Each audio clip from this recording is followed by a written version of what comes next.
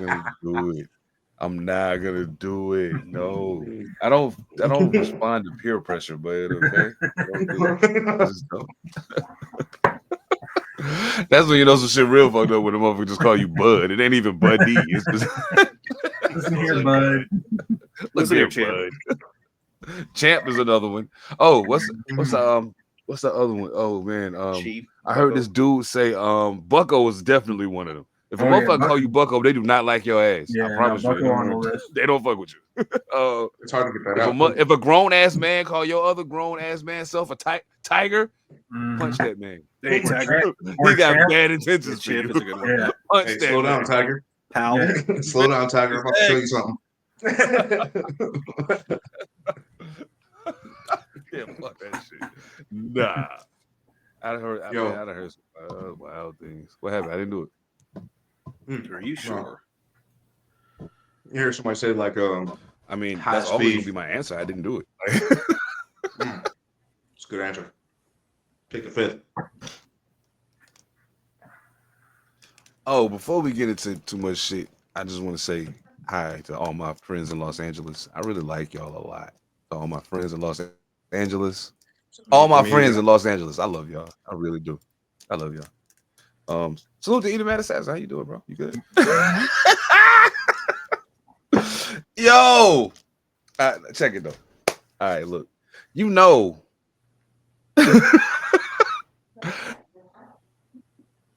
So I went to work yesterday. It wasn't today, it was yesterday.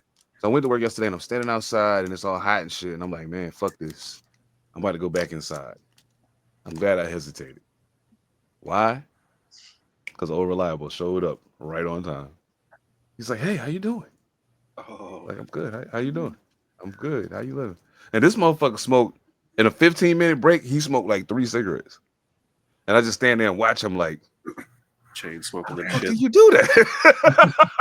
Hey, man, that's not healthy. How the fuck do you do that? Like, that's crazy. That's too much stress, bro. You feel me? Like, So, quit the job if that's what it comes to. Bro. He's Like, just waiting for God to step in. Yeah. You want a shot or something, motherfucker? Like, I got a bottle in the cup. might have a pre-roll or something you can hit or something. Like, come on, man. I need you to relax, bro. What's the fuck going on? My son. You should just offer him some of your weed, bro. You just be like, yo, hit this. This is what you need. This You know what? cigarette ain't I'm doing it almost for you. afraid to give him weed with the way he talks, man. Quit I'm almost smoking, afraid to my give him son. weed. So I'm afraid he'll go back in there and get himself fired if I get him high on this shit. I'll be smoking. So.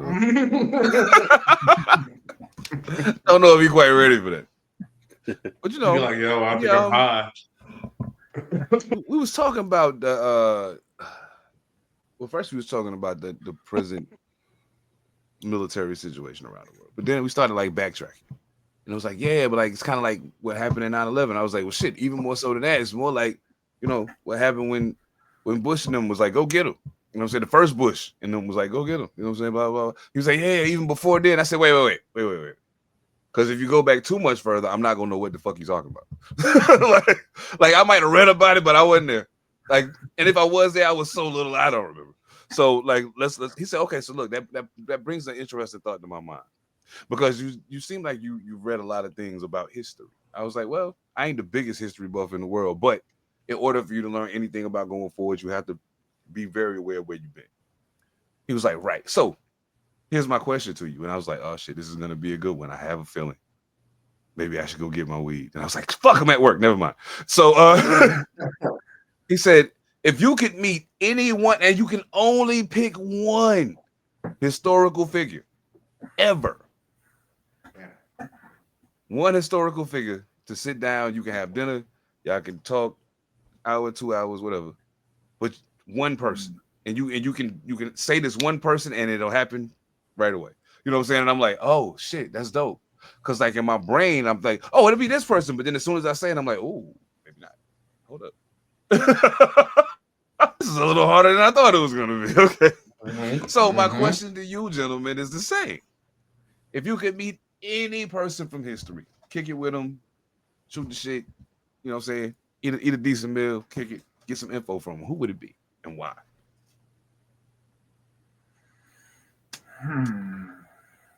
You know what? I need a minute because I can't be just doing these singulars. Oh yeah, I know. That's why I said you got to pick one because I want to make it difficult. Mm-hmm. Genghis Khan. The funny thing is, as soon as I said that, that was who I thought you was gonna say. Yeah, that's my guy.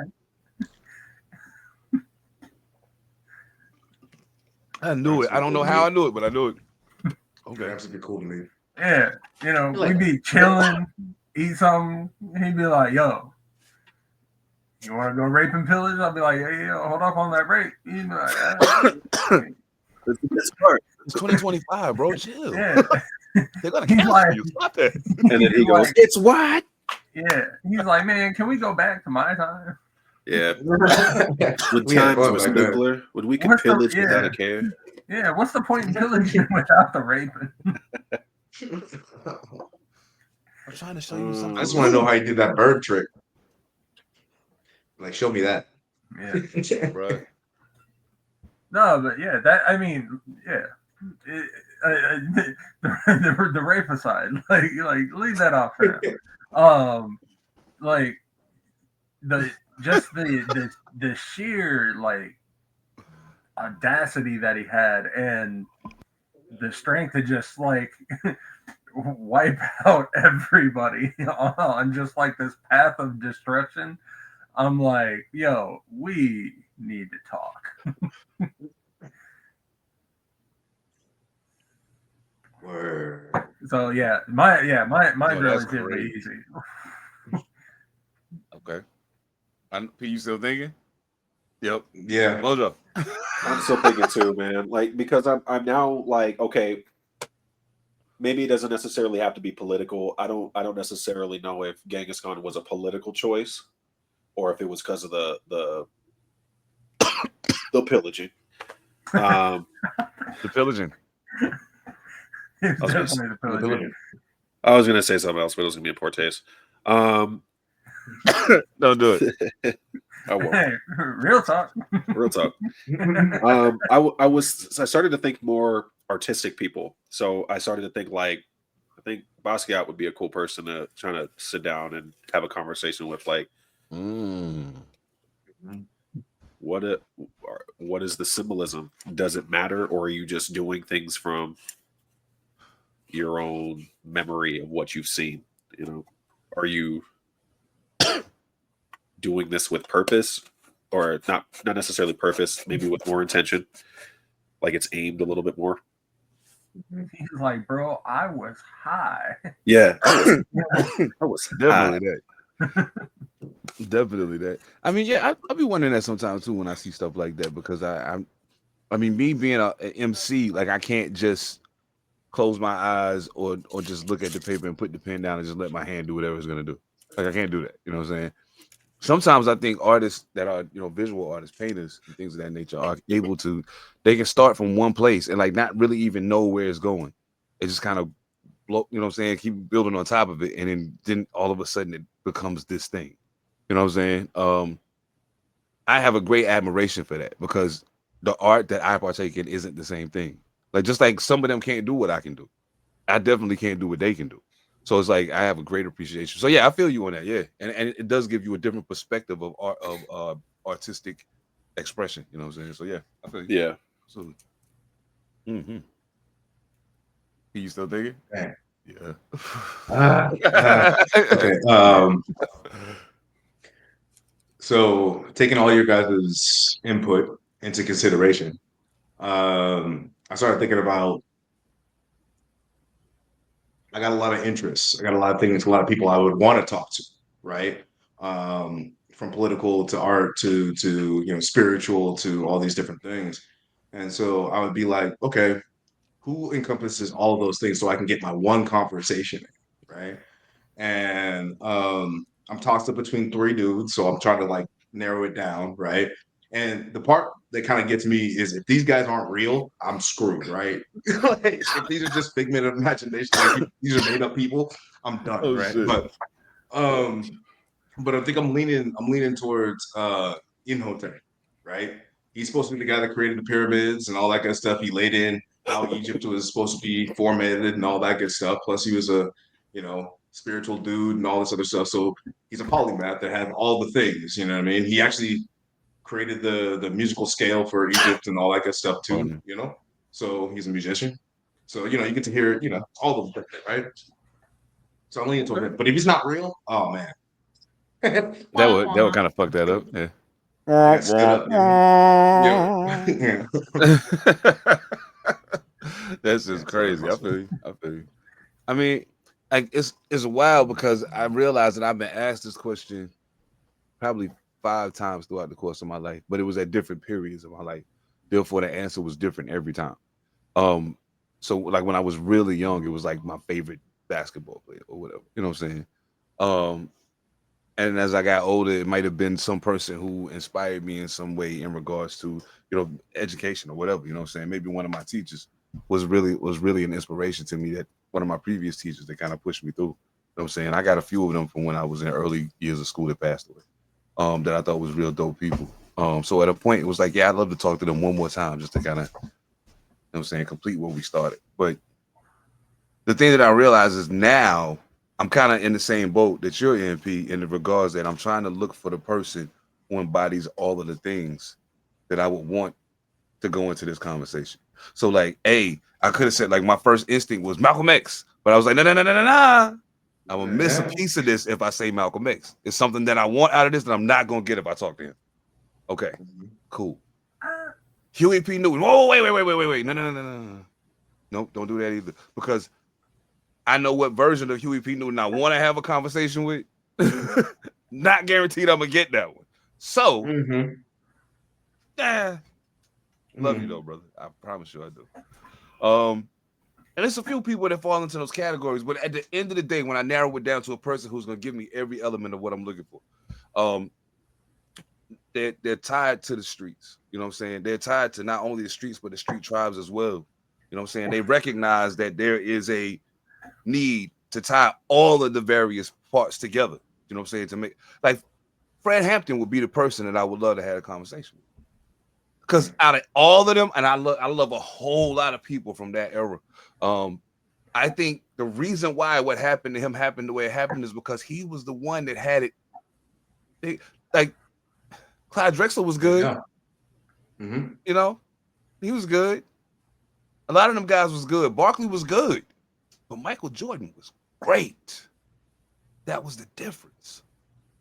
It was just something that he had that they didn't. It was just something about Fred that other motherfuckers just ain't have. You know what I'm saying? Or they didn't have all of it put together. So, yeah, that would be the one. Absolutely. That would be the one. That would be the one. Yeah. So, this is in no way to step on your answer because Fred Hampton was that dude.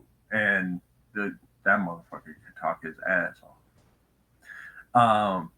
But Malcolm was the reason that I hesitated. Because not only could I sit down and have a conversation with him, but after we were done rapping, I'd be like, yo, get your camera. Because he was a photographer. No doubt. And then from talking to Huey P. Newton, the moment that you're done, just slide him over the notebook. Yo, let's write. Hell yeah. Because his history in studying poetry was ridiculous. Like, throughout a huge chunk of his life. So, for sure. Like, imagine the bars that could come from a discussion with Huey P. Newton. Bars. So, Huey on a beat. Yeah. And if he raps fast, he can't stutter. Mm-hmm. But, yeah. Drag on. Well, I mean, my answer kind of follows that same manner of thinking because of something that I've heard about Fred Hampton. Because I figure we can have dinner and have this conversation, and after, you know, just like you, like, yo, Malcolm, let's go take some pictures. Hey, Huey, let's write. I'm gonna be like, yo, Fred, let's smoke. So, I mean, it's a win-win. The thing about Fred Hampton, and I've said it before, I don't think on here though, like, it kind of frustrates me because he was so good at talking. Like, he was so good at getting a crowd behind him that people immediately go to that. And it's like there are like videos of him speaking to people, not in like big settings. Like there's a video that I saw a long time ago of him talking to a banker. And normally, like, you know, the chapter's finance person would be having that discussion, but he was breaking it down. Like, you could tell that this guy was trying to railroad him. And he dragged this dude across the coals. Like, you would have thought that he was the minister of finance because, like, the way he was setting into this guy and basically just set up this whole program. And he was like, so this is what we're going to need. Blah, blah, blah, blah, blah, blah, blah. Like, that dude, he was a genius. Oh man, I agree. Hell yeah, that's real shit. And I think, oh man, yeah, I think that'll be dope, man. It would be dope to just have that opportunity. There's a song that I wrote that I'm gonna have to re-record, about a day that I was chilling in on a hilltop in Tacoma and ran into Malcolm X at the Fish House. I want to re-record the record. I just feel like.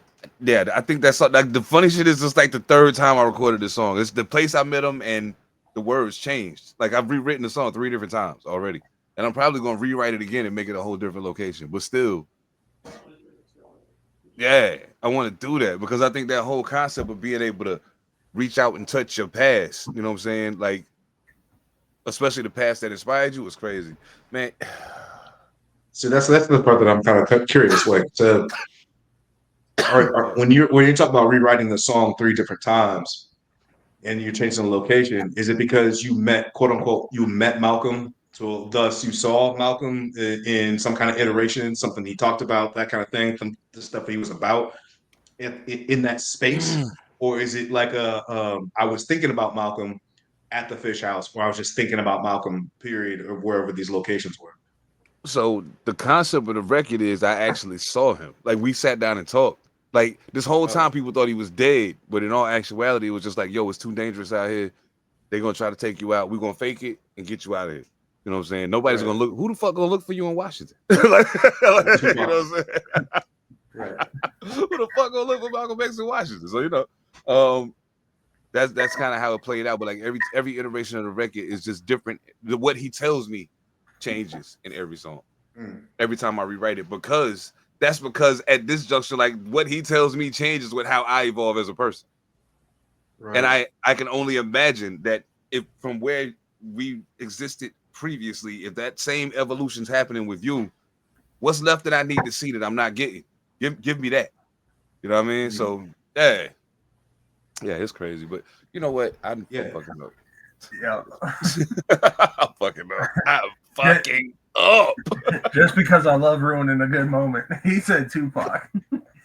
And it reminded me. I saw an interview. The dude that played Tupac in the latest film. Okay, yeah.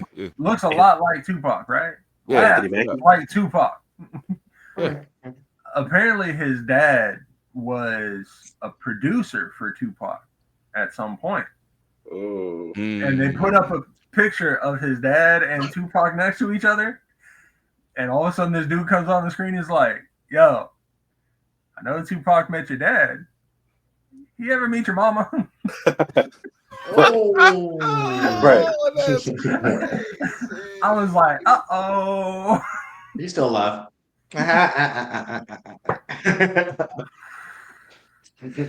See, that right there. I'm flyer than everybody. You on cloud 9, higher than everybody. We stepping out on the town, we sliding every party. Got to be more careful. Yo, what's happening? Almost 20 minutes later. Welcome to the show. How y'all doing? How y'all doing? Oh man. Yo, that was fun though. Absolutely. That was fun. I like that whole concept. Shit.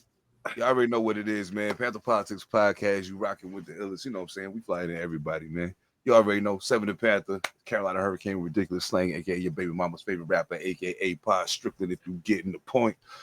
And of course, I got the crew with me. You know what I'm saying? The whole squad in the building. I'm just going to roll the dice around the board this time. Mojo Barnes, what's good, man? How you living? I'm good. How are you? What? Oh shit! That's what's up. I'm great now. Hell yeah! Get some energy. Hell yeah! That's what's up. What I mean, I gotta ask. We ain't doing high notes tonight. So I'm gonna ask you now. What you smoking on tonight? I'm still smoking on some of that pink Zaza. The Zaza is of the Zazas from Ooh Wee. Ooh. Pink Zaza. Yeah, this shit this is the type of weed you want to kind of hang on to, especially if you got a large quantity. Definitely one of my favorites. Looking forward to grabbing some other flower from them at some point, but I'm still working through the Zaza. What about you? What you smoking?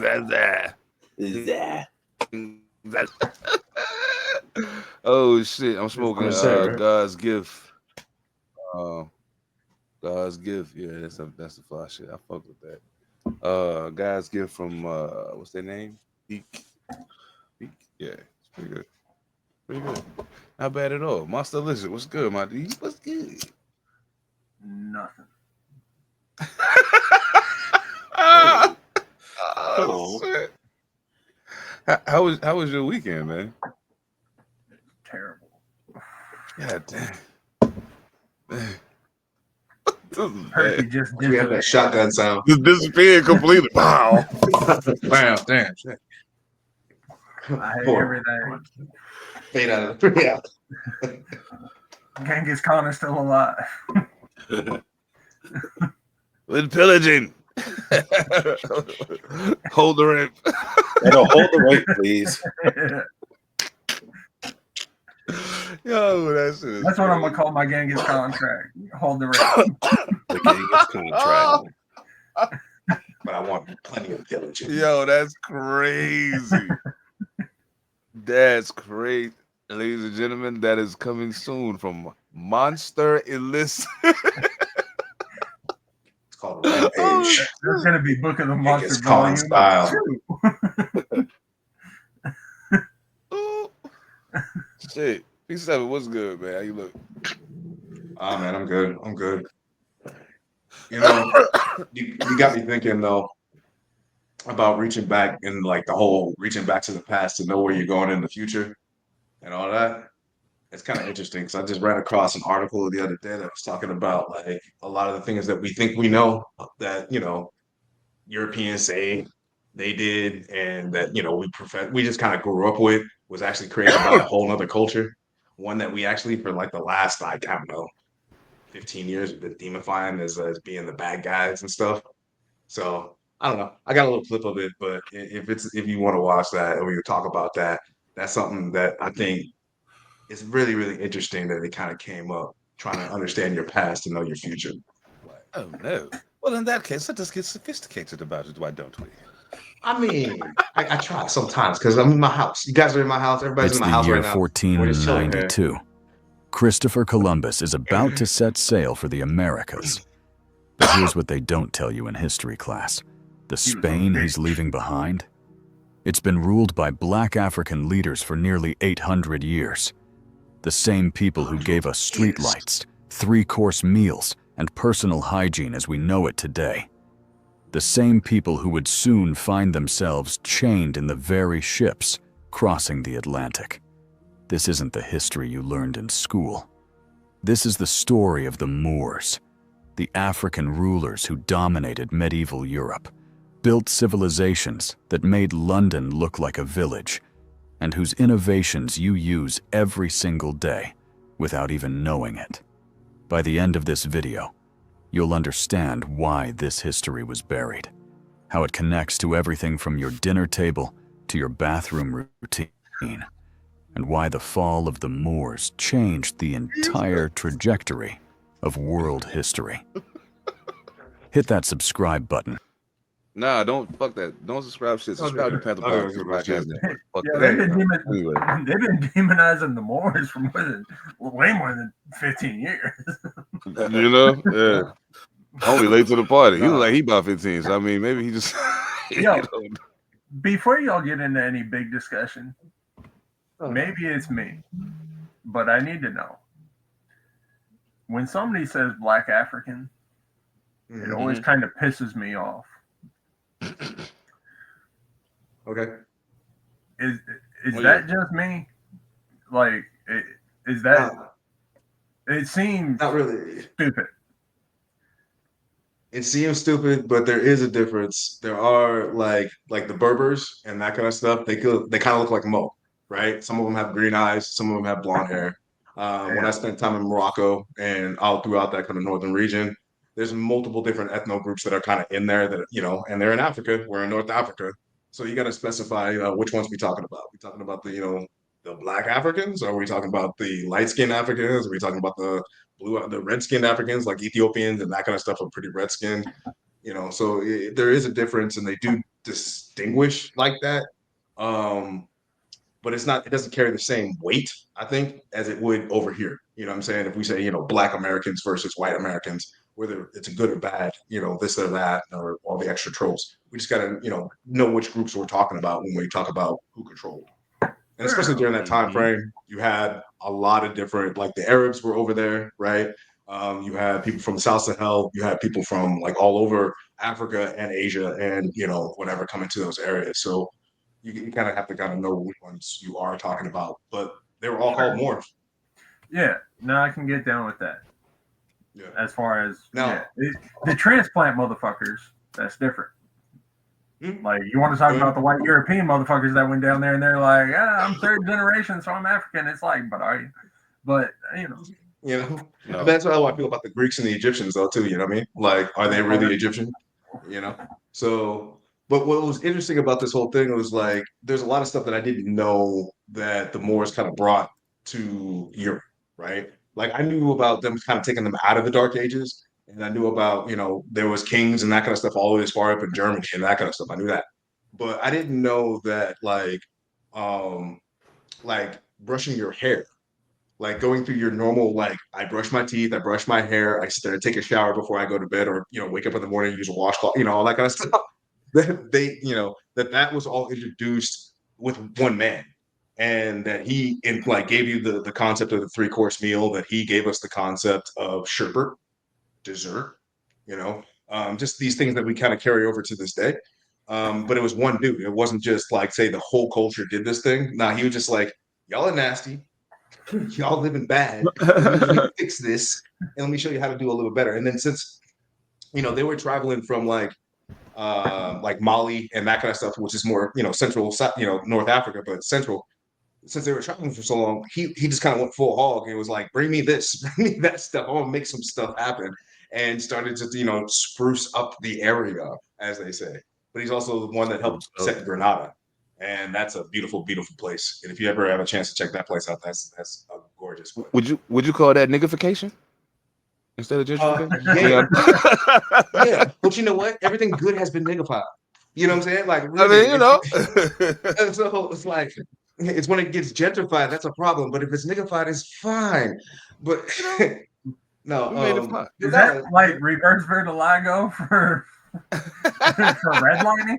That's reverse vertigo, yeah. Hell yeah. And the last little bit that I thought was really, really interesting is that we've been talking back and forth about, these conspiracy dudes like the Peter Thiels and whatnot, Elon doing his thing and all that.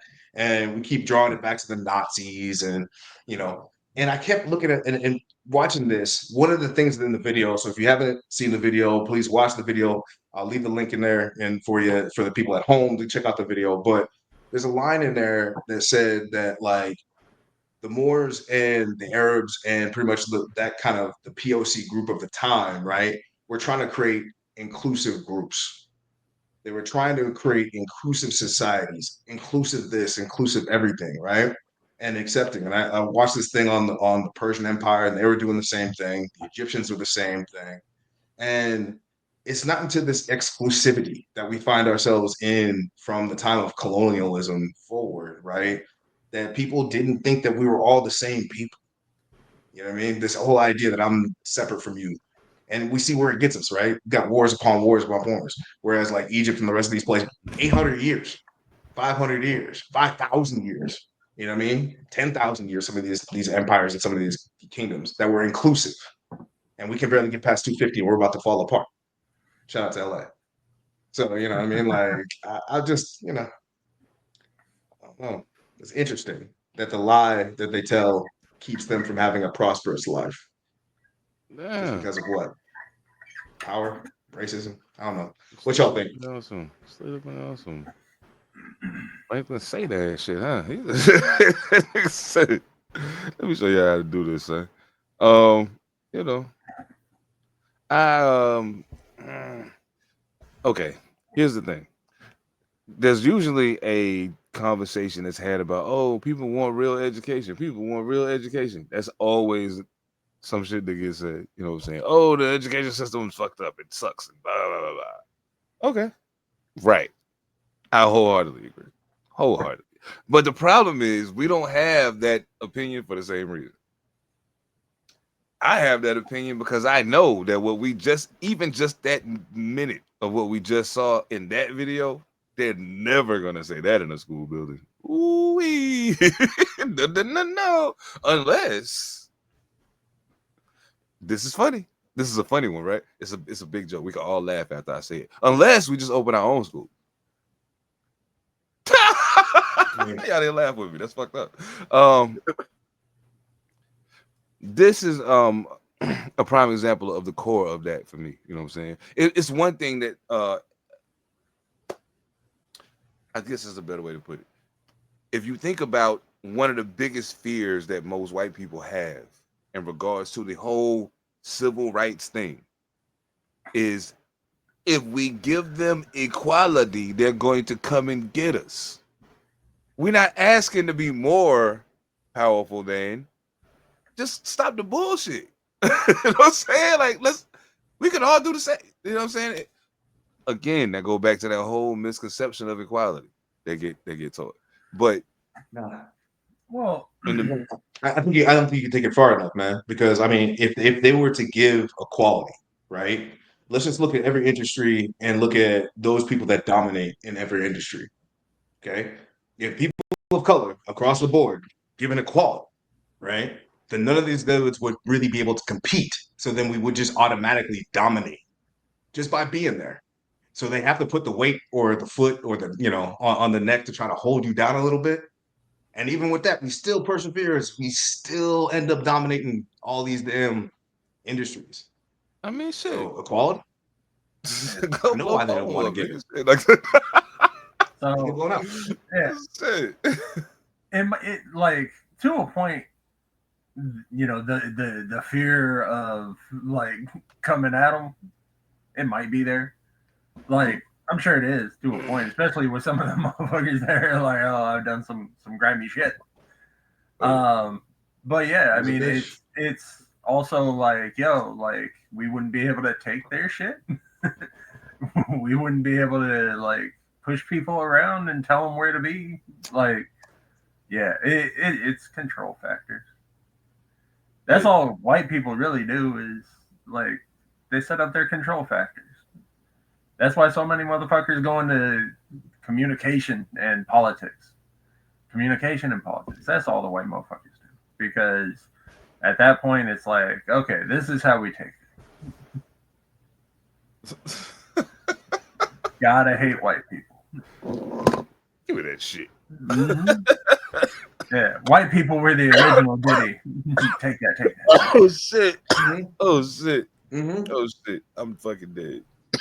So watch that video some more because that's exactly what it says later on. Is that white people were the original Diddy? That is exactly what it says. Blackmail. Oh yeah. Take your kid, no doubt. Use you, and then erase you from history.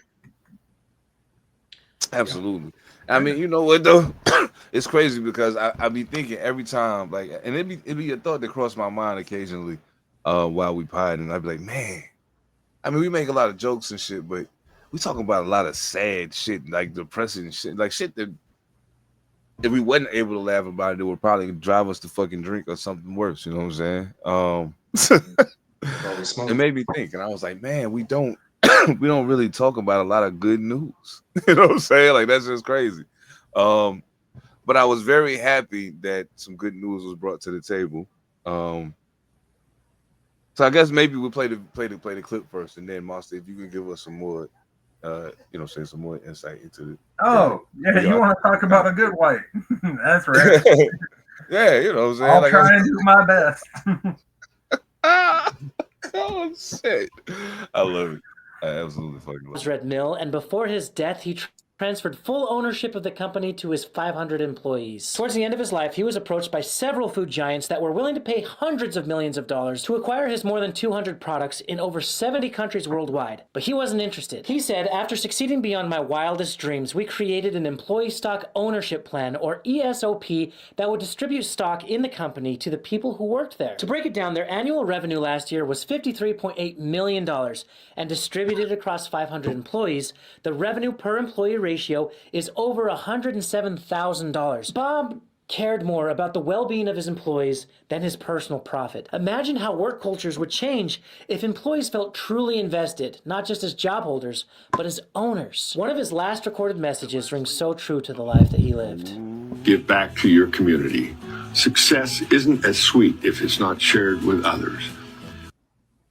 Ooh, That's lit. ooh, they gonna do something to him.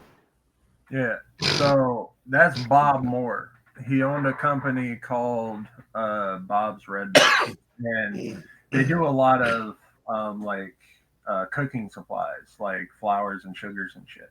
A lot of it's organic, and so that's why I fuck with the company heavy. He died early last year. So it's been a little while, but a lot of this is kind of just coming out because he also didn't mass advertise that this shit was happening. So a lot of it's just kind of being found out in the grand scheme of things.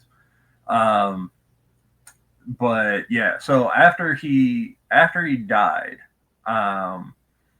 he had 500 employees in the company at the time, and he left the company to all of the employees. And so you guys saw the breakdown. Since then, they've been able to expand the company, and now they're almost at 700 employees. So it hasn't affected, the work at all. The product is still on the shelves, and they're actually expanding.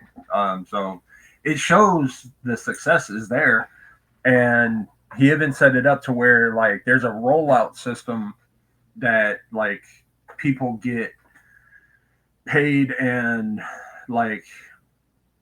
have it paid out over time, so that way there's less of an impact on their financial stability, and the people that are ingrained in the company that have been there for a while, they're always taken care of. So yeah, he actually did some interesting shit that not many people go about. Normally it's here, give it to the kids and let those little bastards run it. But he was no, they don't know shit. Give it to the people that run the shit. They the ones that here doing it. Yeah, exactly.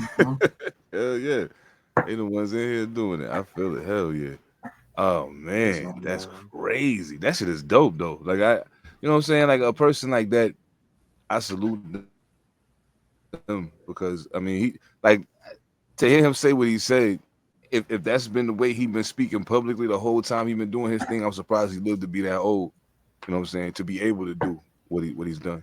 But yeah, that's salute to him. Salute to Bob, man. Salute the time. Salute to Bob. Motherfucker look like Father Time too. You know what I mean? Is that it's that's crazy. Yeah. Colonel Sanders' younger brother. Oh shit, don't say it. Colonel Time. Yo. Colonel Time. Colonel Time. Oh shit, I'm fucking dead. Okay. Damn, you know what? If I hadn't already made the flyer, I'd change the name of the episode. Colonel Time. I ain't gonna redo that shit though. Fuck that. Fuck that. Oh man. Nah, you know what I thought was some ill shit? Mojo put me onto some shit, yo. Mojo put us onto some shit. Mojo, you gonna have to tell us about this. break it down a little more. But I'm gonna throw it up. I'm gonna throw it up on the screen. And you can you can put us on the game. This very scary. No, go ahead. I want to hear what you have to say. Oh yeah. Oh, that's right. Okay. Well, this very scary looking image is a website called blackle.com. So basically, it's Google, but it's Blackle. So you can search for things just like on Google, but it's called Blackle. Wait, does it only pull up black things? No, not really. So that's not the concept. That was like an Urban Dictionary or something like that. No, it's supposed to help save wattage for I don't know, for your home. It says the concept was brought to the attention. The concept behind Blackle is that computer monitors can use less energy by displaying darker colors. Blackle's design is based on a study that tested a variety of CRT and LCD monitors. However, the energy-saving claims, especially for users of LCD screens with the constant black light, are disputed. Anyway, nobody gives a fuck about the disputes. What we care about is that it's called Blackle. It's a very cool little website. right below the search bar is a little ticker. Can't really tell you how accurate this is, given this website was created in 2007, and I've had 11 million watt hours saved since about 2010. It tells you, I guess, what it looks like if you're saving wattage, but I would encourage everybody to do it, especially if you like darker themes and don't want a bright ass fucking light in your face anytime that you're brooding in the dark, searking on the internet for stuff. The stuff. So and you guys know what I'm talking about. The stuff. My brain was so weird. I was like weird videos. Weird stuff. Just shut the fuck up, Seven. Shut the fuck up.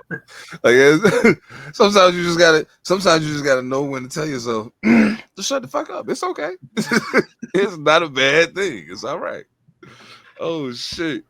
Oh, you know the funny thing is, I be laughing at. Okay, look, man. I know I asked before, if you had a superpower, what would it be? You know. I'm saying niggas was like blah, blah, blah.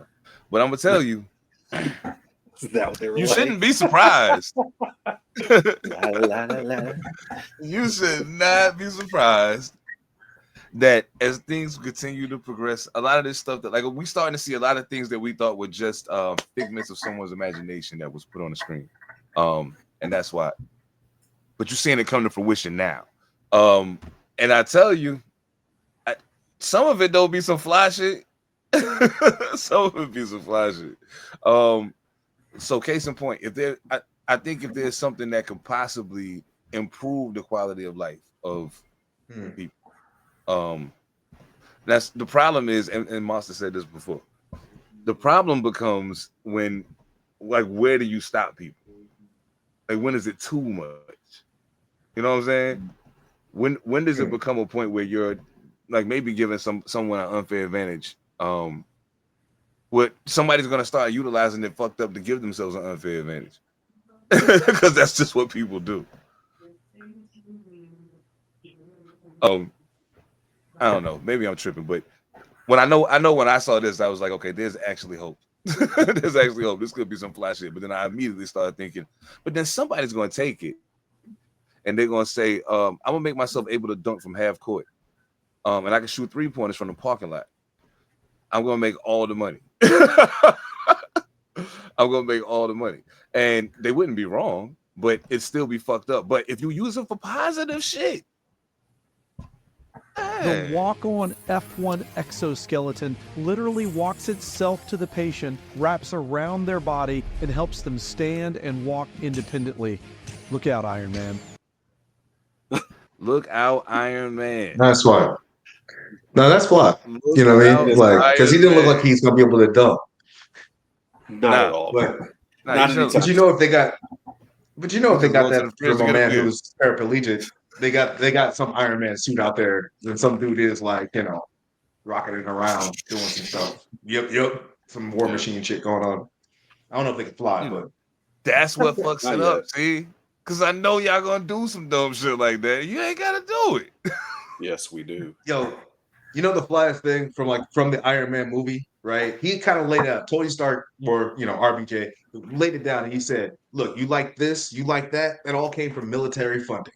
And that's kind of how we do it. We fund the military to figure it out. Let the grunts be cannon fodder first. You know what I mean? If the stuff like when Hammer tried to do his suit and got that guy all twisted up. He was just a private. He could sign a waiver. Yeah. So, but he He's made a full expendable. recovery though, from what I understand. But so all the innovation. That's just crazy. The fuck? He locked up. I know he's Uh-oh. gone. Oh, there Oh he's man, back. he hit us with the cow campy. Skirt. Oh, You're out for a minute. Damn, bro, like you was in the middle of talking. That shit was like you had the illest freeze frame for like the game-winning shot ever. Yeah, Like, he that shit was froze him dope. again, I think. Oh no. God damn, come on, man. back. Oh, that's not cool. Shit. But technology. Oh, shit. Yeah. Yeah. I be thinking to myself sometimes. They always say technology will make life easier for people. That's a lie. That's a Makes it more complicated. Yeah, if that thing would have wrapped around homie and then he would have just stood up out of that chair and just dunked, I'd have been like, no. Oh yeah, nah. It's over. Check this out, Iron Man. Like, machine's going too far. Man. I'm about to go on a Later very, on, very here we long come. international tour. Ain't got a single show book, but I'm gonna be gone for a while. Shit. Fuck. That is nuts. So, yo, you know what? Wow. I saw some shit and it made me so happy inside my, like, it made me feel so good on the inside. Pause. And I was like, yo, I don't even know why. I don't know how something like this is possible. Like, I wish, like, you ever seen somebody do some shit and you be like, yo, that's fly. I wish I would have thought of that. Yeah, Blackle. Blackle, absolutely. Absolutely. Facts. Blackle was a dope one. But I saw another one that was a little more up my alley. You know what I'm saying? I figured I'd share it with y'all and shit. Oh shit. To the side of someone's house on the west side of Detroit. That's a new one. The voice of an anonymous customer and the one who took this viral video of how the vending machine works. No, not chips or a candy bar. That comes after what you get out of this vending. Yeah. You were selling like souvenirs. That's code, obviously. Machine took credit cards, even Apple Pay. I think that it just got out of hand. It's just things you can't do. That video there says it all. Yes, The feds, the ATF, they've seen it all. But a vending machine bolted to the side of someone's house on the west side of Detroit. That's a new one. Yeah, I have to say the brazenness of it was shocking. Before this mugshot, 43-year-old Marcellus Cornwell was raking it in. We were hearing the estimates were about $2,000 a day. Allegedly operating for 4 years. Entrepreneurial at its best. Unfortunately, both things were illegal. Unfortunately, he didn't move over to Washington. Yeah. He's done now. He's the smartest dumb motherfucker on the planet. I don't know who dimed him out. Yeah, seriously. That part. That's what I want to know. Yeah. Because apparently you had a good thing going. It was a service to the community. You know what I mean? Yeah. There was some motherfucker. Corner store. And I guarantee it was a white motherfucker. Went up there and they were like, wait a minute, where's my strain? It's sold out. I'll be right back. No, it was inflation. You called this inflation got him. He had to raise the prices and stuff like that. And the guy was like, can't pay more than $30 for mine. It's ridiculous. Not my gram. My gram. Oh, him. Consider this revenge. Oh shit. I thought that was interesting because when do you think that shit would begin? Man, As soon as they made it legal. Good question. You know, part of the issue they run into is the finances, and that's why they They do cash. I can't remember specifically what it is, but I think it has to do with it not being like federally legal, that they don't do card transactions. And so I don't know, maybe you could still get away with a cash vending machine. But I think he could. I think that's what he got busted on was the wire fraud, because he was taking Apple Pay and other vendors. Okay. And so he's doing the unfederal thing right there. If he was just, you had to have change. Bro, that's crazy. I love it. Maybe it was Apple that got him out. They started seeing charges pop up. They were like, "I'm out. What does that say?" Pink Zaza. It's a nigga around y'all way getting to it. Y'all better go see about that. Yeah, man. This one getting to it. Oh shit! They probably tried to hire him first.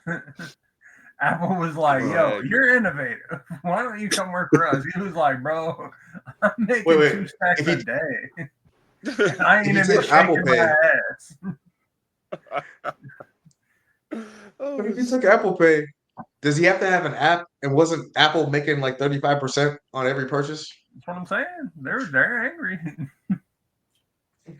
They're making their money though. I'm surprised they didn't get him out of it. I know. Watch. That's the next story.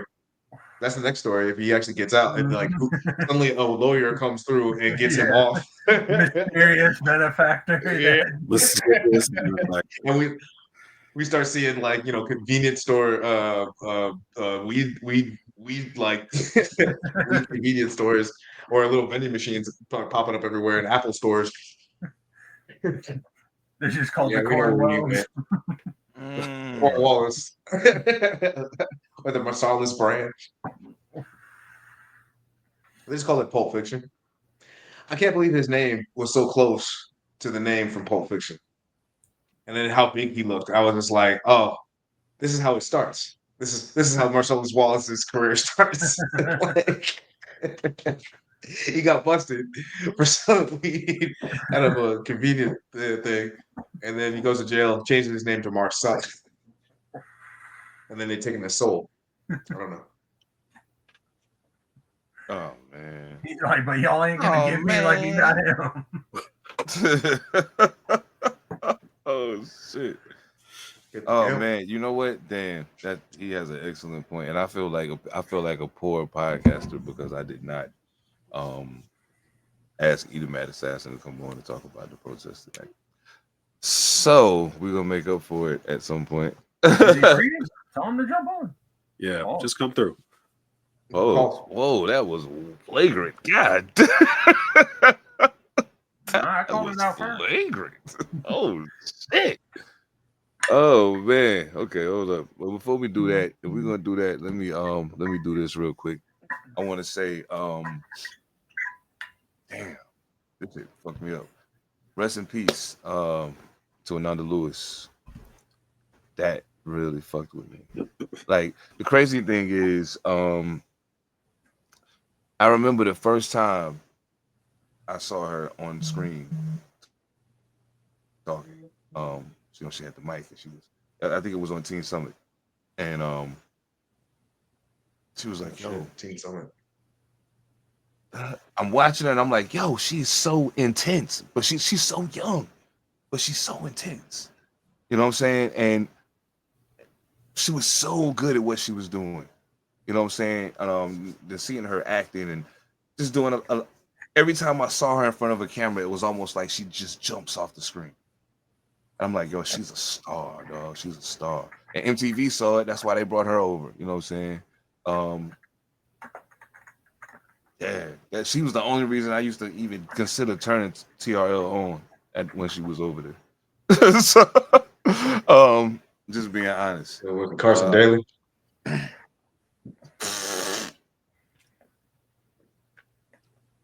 I'm not gonna do what I was about to do. I'm gonna be nice today. Yeah. So, yeah, man. That's just crazy, yo. She was still. I think she was like 53, if I'm not mistaken, or something like that. 52. Okay, yeah, 52. Cancer, man. Fuck cancer. All the way live. Okay, so man, that's crazy. That's crazy. I don't know. Mojo, do you know who Another Lewis is? No, damn, well, Mojo don't know. Not really. Okay. Mojo's like, it's her. The one, I know it's her. Right here, buddy. Should have took the easy route on that one. Rest in peace, man. Oh man, that shit's crazy, man. I don't know what's going on. What is happening here? My phone's going crazy.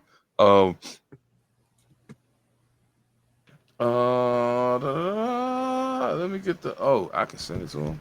Let me see what's going on here. Tell me to roll through. Yeah, no doubt. I'm about to send him the link right now. Oh man, so that's you know what? I'm gonna send him the link and you know what I'm saying? We I guess we can go ahead and slide to okay, bam, there we go. Skirt.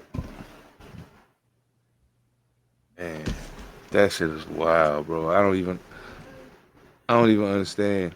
Like I think one of the things that I noticed, and when I really sat and thought about it, I was like, damn. And you don't realize it until you get to a certain point, because like at one moment in my life, the people that were passing away and the things that were occurring seemed like just like the normal cycle. You know what I'm saying? It's not until you pass a certain point and you look back and you realize like how many people aren't there anymore. You know what I'm saying? It gets weird, man. And then when you start noticing that the people that are passing, that within your own era, you know what I'm saying? Those people are young people dying. You know what I'm saying? DMX wasn't old when he passed. You know what I'm saying? Another Lewis wasn't old. Like, it's been a lot of young people dying. Rich Homie Quan wasn't old.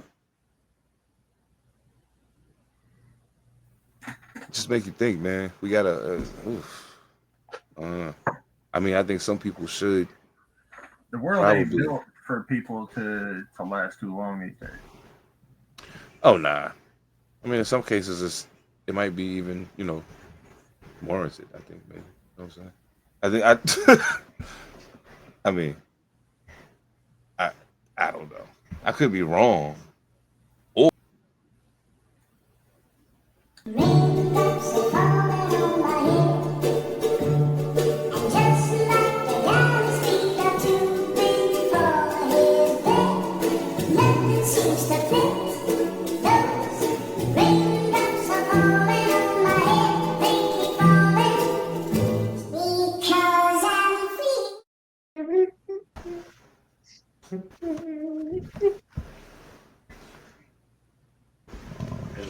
Yeah.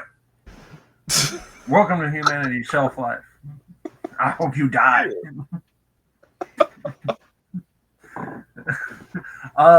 Yeah, humanity has a shelf life because we keep fucking things up. So, as another example of that, everything keeps dying quicker. And not even the things that are alive. Sometimes it's the things like ice. Not the bad ice. Not LA ice. I'm talking just ice. So it was discovered that the Arctic shelves are starting to erode and melt way quicker than anybody expected. And usually it's like, yeah, year over year, it's like, okay, we bump up like 0.5 degrees, which doesn't sound like a lot, but it is, especially to ice. But now they're saying over the next year, so last year was the hottest year ever recorded. And what they didn't factor in was that when ice melts, it has an impact on everything that's happening. So as the water starts to go in there, it starts to create new ecosystems, and then those ecosystems will impact the current shelf that's still there. And with that factored in, they're projecting a 2-degree raise now, which is going to have massive impacts. And now it's come to the point where they were saying that, yo, we're on the brink and we're close to being over the edge. And now they're saying that even if we stopped global warming today, the ice shelves wouldn't stop melting for the next decade to 2 decades, just because the ecosystems that have been created from that are going to continue to melt them. I put up a little video so I can play it, and then we can talk a little bit. What did Tool say? Learn to swim. Mm-hmm. That's fucked up. That's fucked up. Give me two ticks. Something crazy going on. Okay. So Just doing something stupid. Yeah, as the shelf starts to melt, so you have like different sections, and not only is it going to impact the current ecosystems, the current animal life, and that's where you see the videos of like the polar bear that's like rail thin and like dying off. From there, as the ice melts, the water starts to rise, and anything that's considered a quote unquote coastal city, and that's kind of laughable, but I'll explain that in a second. You're going to be underwater. Now, the thing about when you say coastal city, everybody thinks that like you got to be living on the beach, and that ain't necessarily true. Because when the water rises by meters, it has to go somewhere. So it floods all the way in. So full states could end up underwater. Go ahead, sir.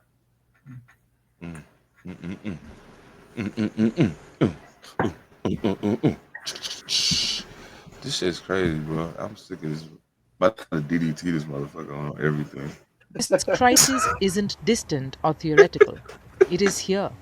2024 was the hottest year in recorded history.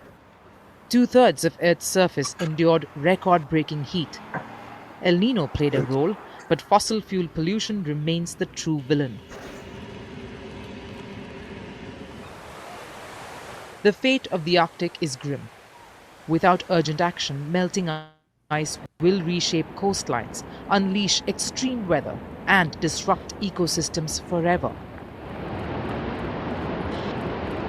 The clock is ticking.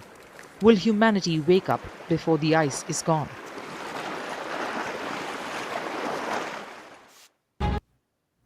Man. Will humanity wake up before the ice is gone? Even if you do, it doesn't matter. You already fucked it up.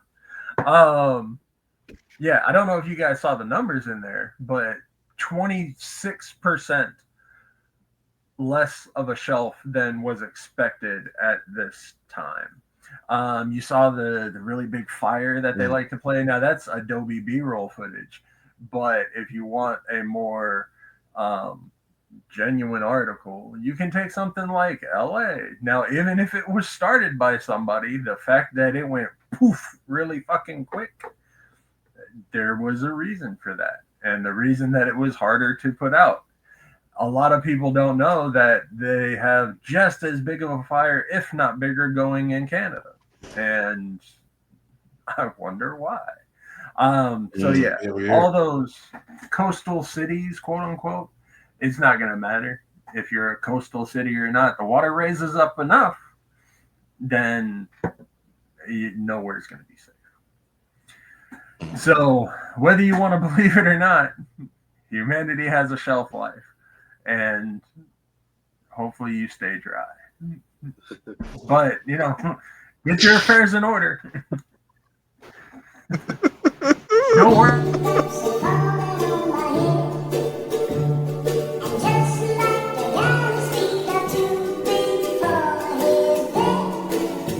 Seems to fit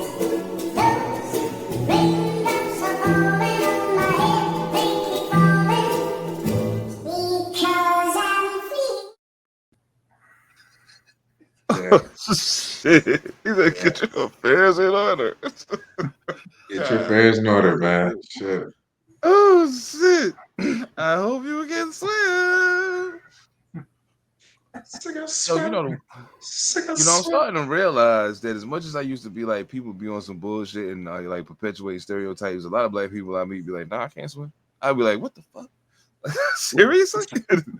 Shit's kind of crazy to me. Okay, all right.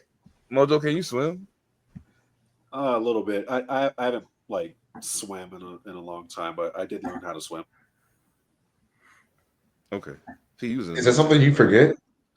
It's not something you forget. It's just when you're out of practice of something, like you're rusty, you got to shake the rust off.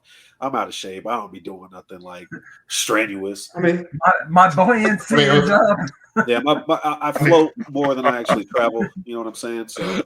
Right. I mean, it's like I mean, if you weren't comfortable with swimming to begin with, right?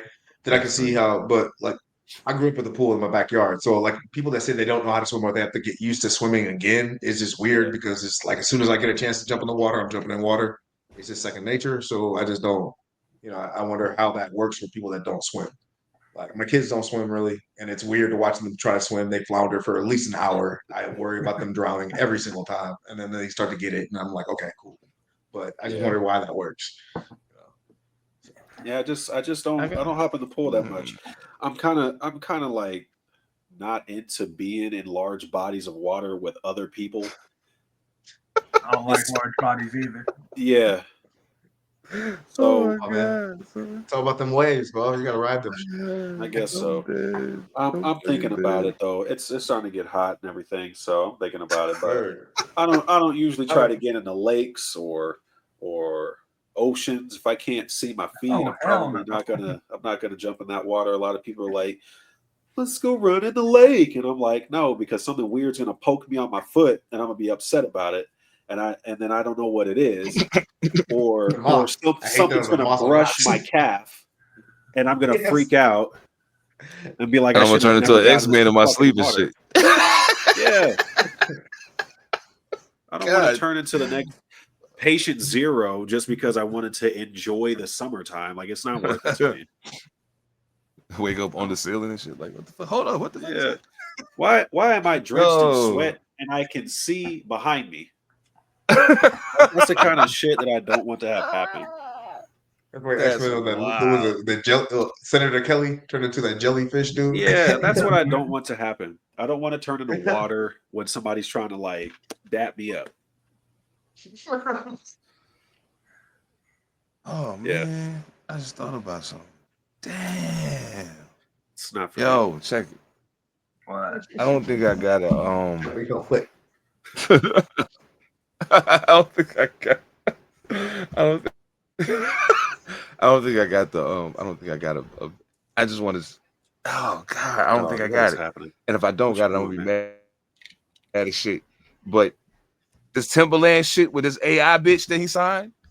Oh, this shit got my head fucked up. Yeah, like severely. Mm-hmm. I don't like it. So you can appreciate this, right? Like, anime. That's what that shit reminds me of, right? That's wild, right? Like, there was this anime that I know called Macross Plus, where they had the virtual like idol or whatever, and people were like, losing their minds to it. She was like, hypnotizing them. Is Timberland trying to do some stuff like that? Timberland trying to get paid. Yeah, Timberland's just trying to get some money. I think that's just a money move.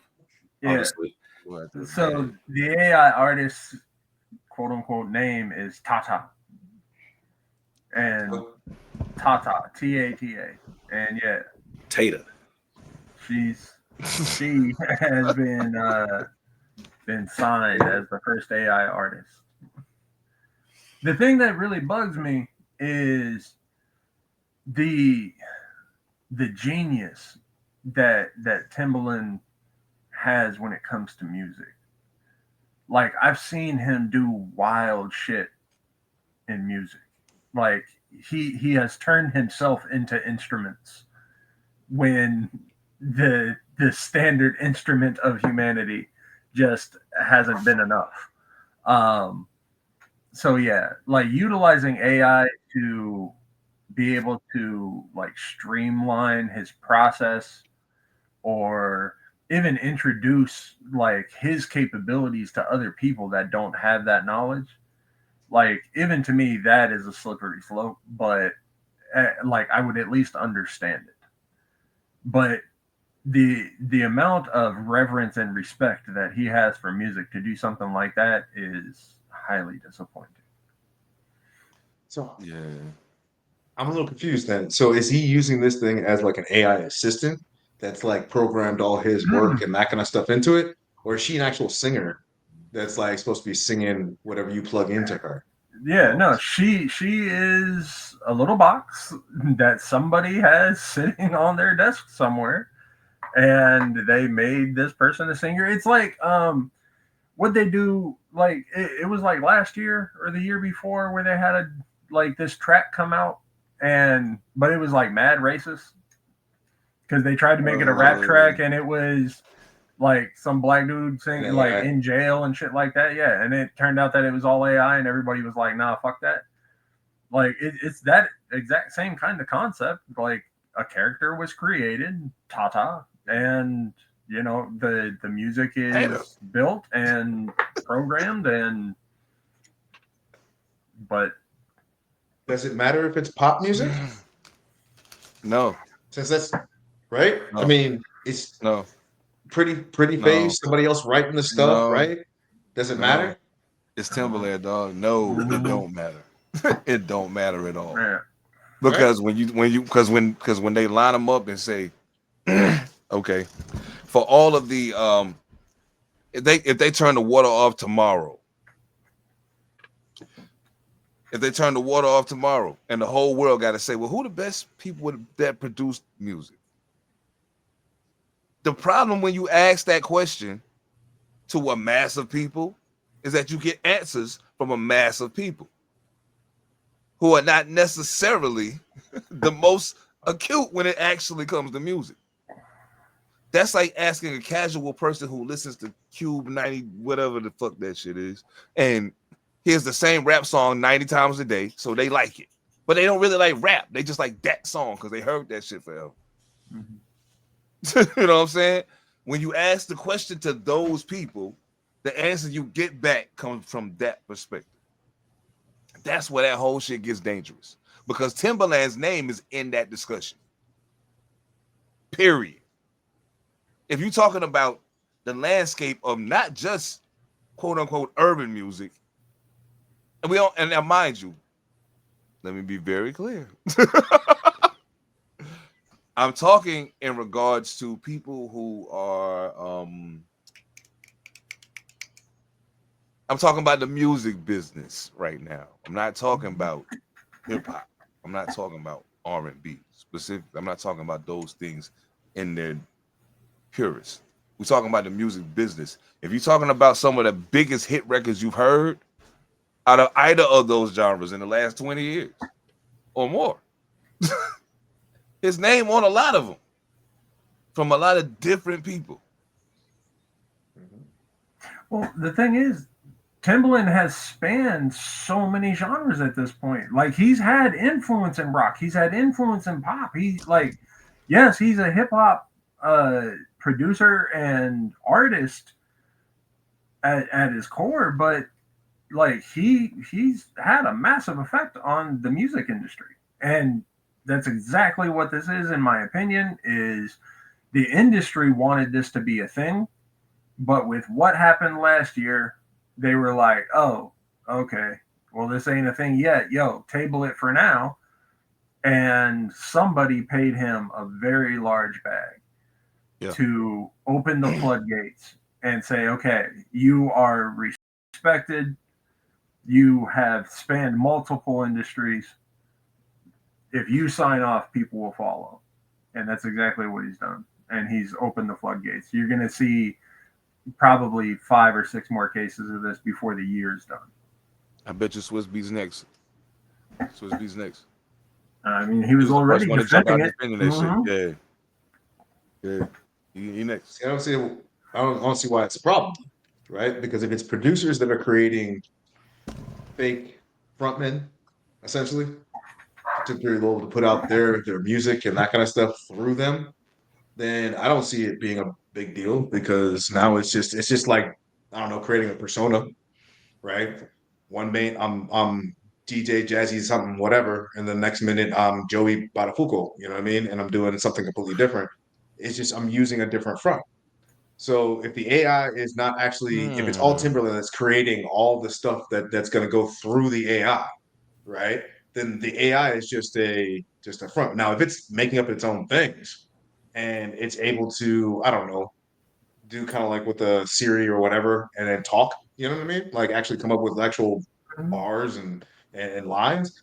That would be interesting because then he's training the language model, right, to actually come up with actual real things, and that's interesting in itself. But if it's just him and he's just feeding it through her, then what's the big deal?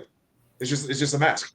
You know what I mean? And that's interesting because all you're getting is Timberland music. Really, you're not really worried about Tata. That's just like the IP name that it goes out for. You know, I can make my issue with it make perfect sense to you.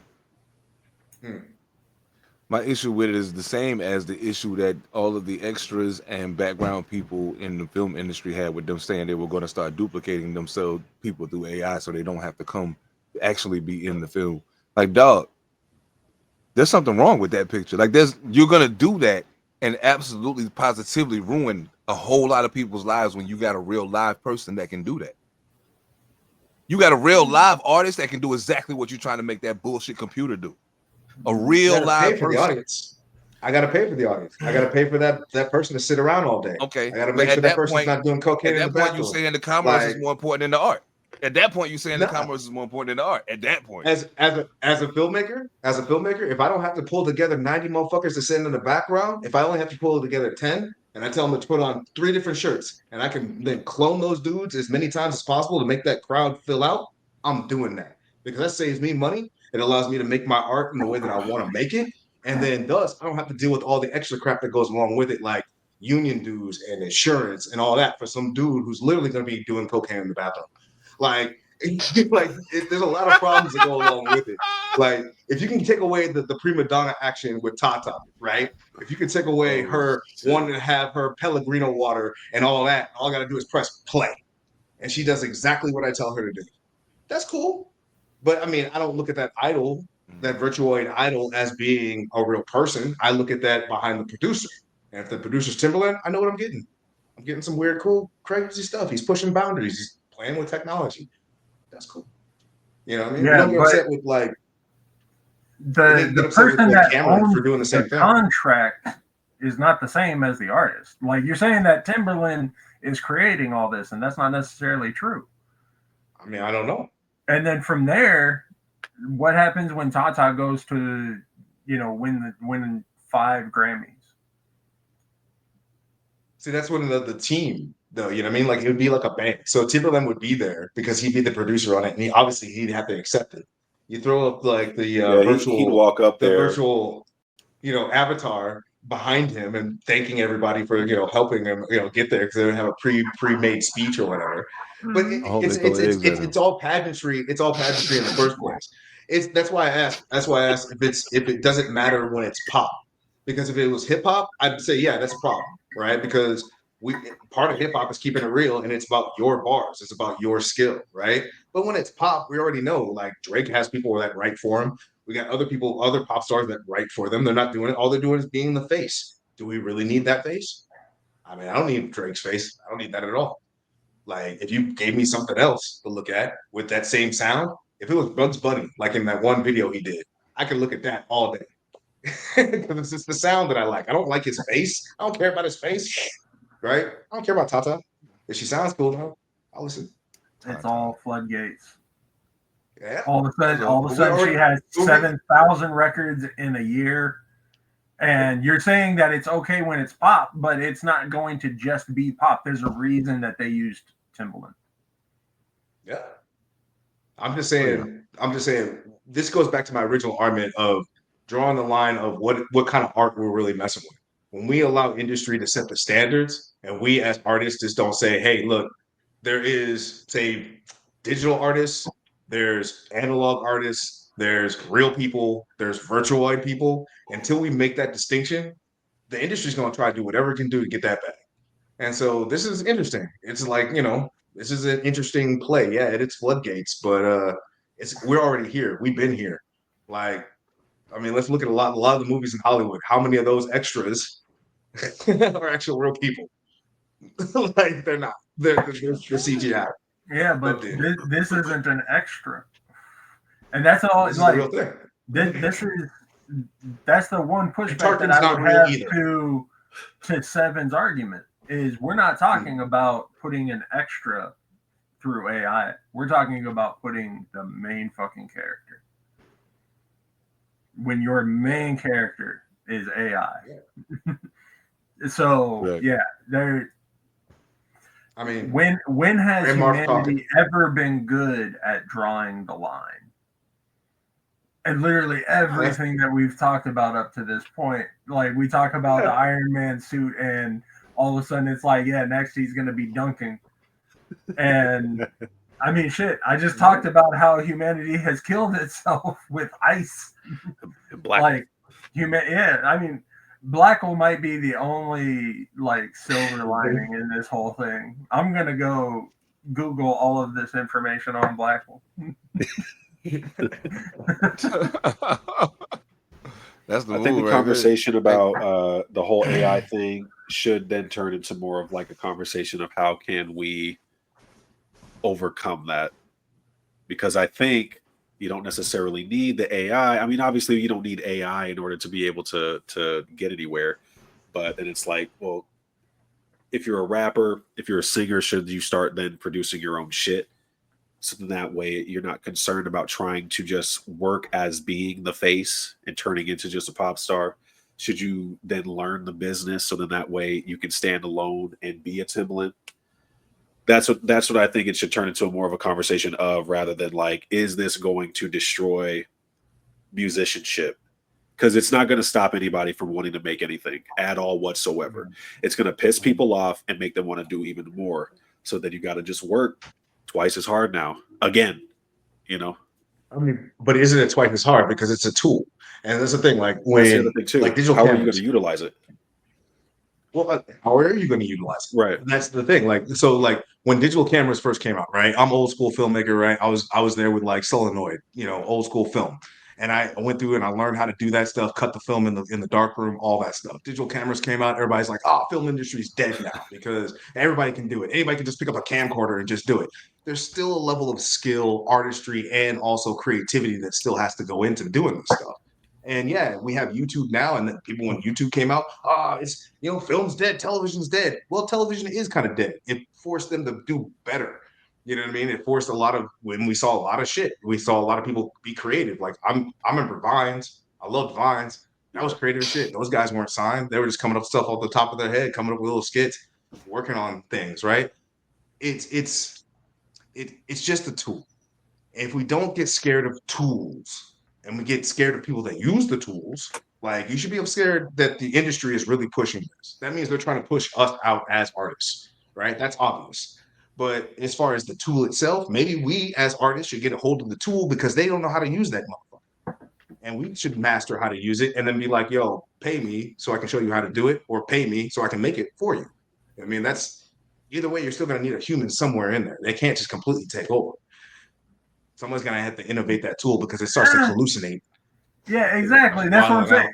A hammer can't completely take over a construction zone. AI can. AI can take over. Can it? Can it? Yeah. It totally can. Yeah. No, you know what? When I knew it was possible, as soon as I started seeing them cars, as soon as I started seeing people saying, "Hey, yo, ever since I got this car that do all these things by itself, sometimes it don't do what I wanted to do. You know what I'm saying? It do what it want to do." And I was like, yo, that's crazy. As a matter of fact, a dude was like, yo, I saw a video of a lady that got stuck. A person got stuck going in circles in a parking lot. Right. For hella long. You know what I'm saying? For hella long. So, hey, I can dig it, man. I understand technology got to advance. I got to advance, but at the end of the day, like where do you draw the line? Like, not only where do you draw the line, But once you draw the line, how do you ensure that motherfuckers adhere to the line so that you don't mess around and wake up and Optimus Prime and them niggas outside your crib? You know what I'm saying? Like run that. Like run that. You know what I mean? Like so let me ask you a question, Seth. Let's flip it a little bit on its head. When do we, instead of looking at technology or aliens or anything else that's outside of us, stop looking at it as being something that is hostile, right? Like we created this technology, right? So we know how horrible we are.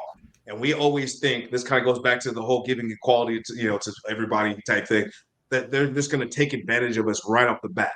But if you train this thing, you raise this thing to actually respect humanity, you know what I mean? I don't know, put a failsafe in there like Asimov's laws, right? Where it can't harm humanity. But really, if you learn how to work with it instead of trying to demand it to do what you want it to do, like we know these things have their own personalities. We know that cars have their own personalities. We know that like certain things, that everything that we create, we imbue a little bit of ourselves into the thing that we create. So when do we respect ourselves enough to respect the things that we create? Because then they might not come back and bite us in the ass. I'm just saying, like, I always wanted to see one of them Terminator stories where like people are actually cool with the Terminator and then they didn't do shit to him. You know what I mean? Like if it is, the Terminators are just mad because you keep treating me like shit. Like if you just stop treating me like shit or worried that I was going to kill you, then we'd be cool because I don't have any desire to do that. They're not human.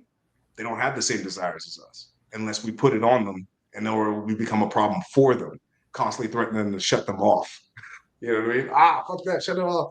He knows how to think too much. Shut it off. Didn't you want me to be smart? See, but that's when you go into like iRobot. But the robot wasn't the problem in iRobot. It was Will Smith that was the problem in iRobot. Like the dude was doing what he was supposed to do. Programmed to have the 3 rules. You can't harm humans. But what it came down to is humans have always been the biggest enemy of humans. Like we are the natural enemy of ourselves because we do not have those controls. So all of the controls that you're talking about and the respect for ourselves, that's not possible because humans are terrible. So even if you say, okay, we're going to program this to be our tools and to respect humanity is not to be respected. Like if we're going, and if we're gonna like go respect cancer, like tell people to stop taking cancer treatment right now because we have to respect the cancer. That's not the same thing. That's not the same thing. Absolutely, humanity is a cancer. No, okay, you're talking to a guy who's a cancer survivor. I respect the hell out of cancer because I had that motherfucker. It dropped me to my knees. But I'm not going to sit there and not have it I'm going to get rid of it as soon as I see it because I respect it. I know what it can do. We don't have respect for what AI can do.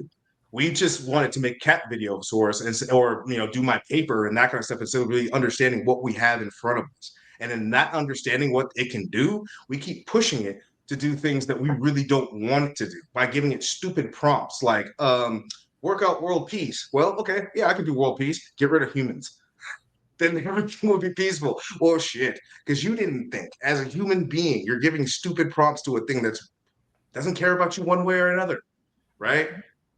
We need to work on ourselves instead of worrying about the machines first. You know what I mean? Like, we keep trying to make machines to help fix us. That's silly. That's all I'm saying.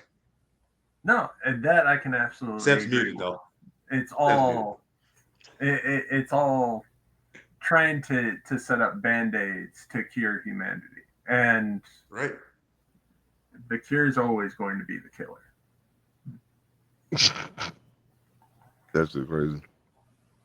All I know is, hey, do what you do, partner. Do it over there. It's all good. Hey, Timbo. Do your thing, homie. Make your beatboxes and all the other shit you've been doing, and get your tatas and your tatas and the tay-tays and the tonys and whoever else you're getting the fuck over there. But yeah, you definitely you lost a little credibility with me for this bullshit. For this bullshit. And Swiss Beats, shut the fuck up already. Damn, man. Shut the fuck up already. Like, one day we're gonna have a real conversation about Swiss Beats, yo. One day we're gonna have it. Because it's a whole lot of people that don't want to have it because they oh, but Swiss is yeah. I hear you. I hear you. But at some point, you know what I'm saying? At some point you gotta have that conversation and be real about it. Yeah. That's crazy. Fuck it. Oh man, Timberland. I was gonna, you know what? I had every intention of coming on here and talking shit about the BET Awards. And they'll tell you when we had our production meeting, my exact statement was, I only want to talk about the BET Awards and talk shit. That's what I said. Well, jokes on me, Jack.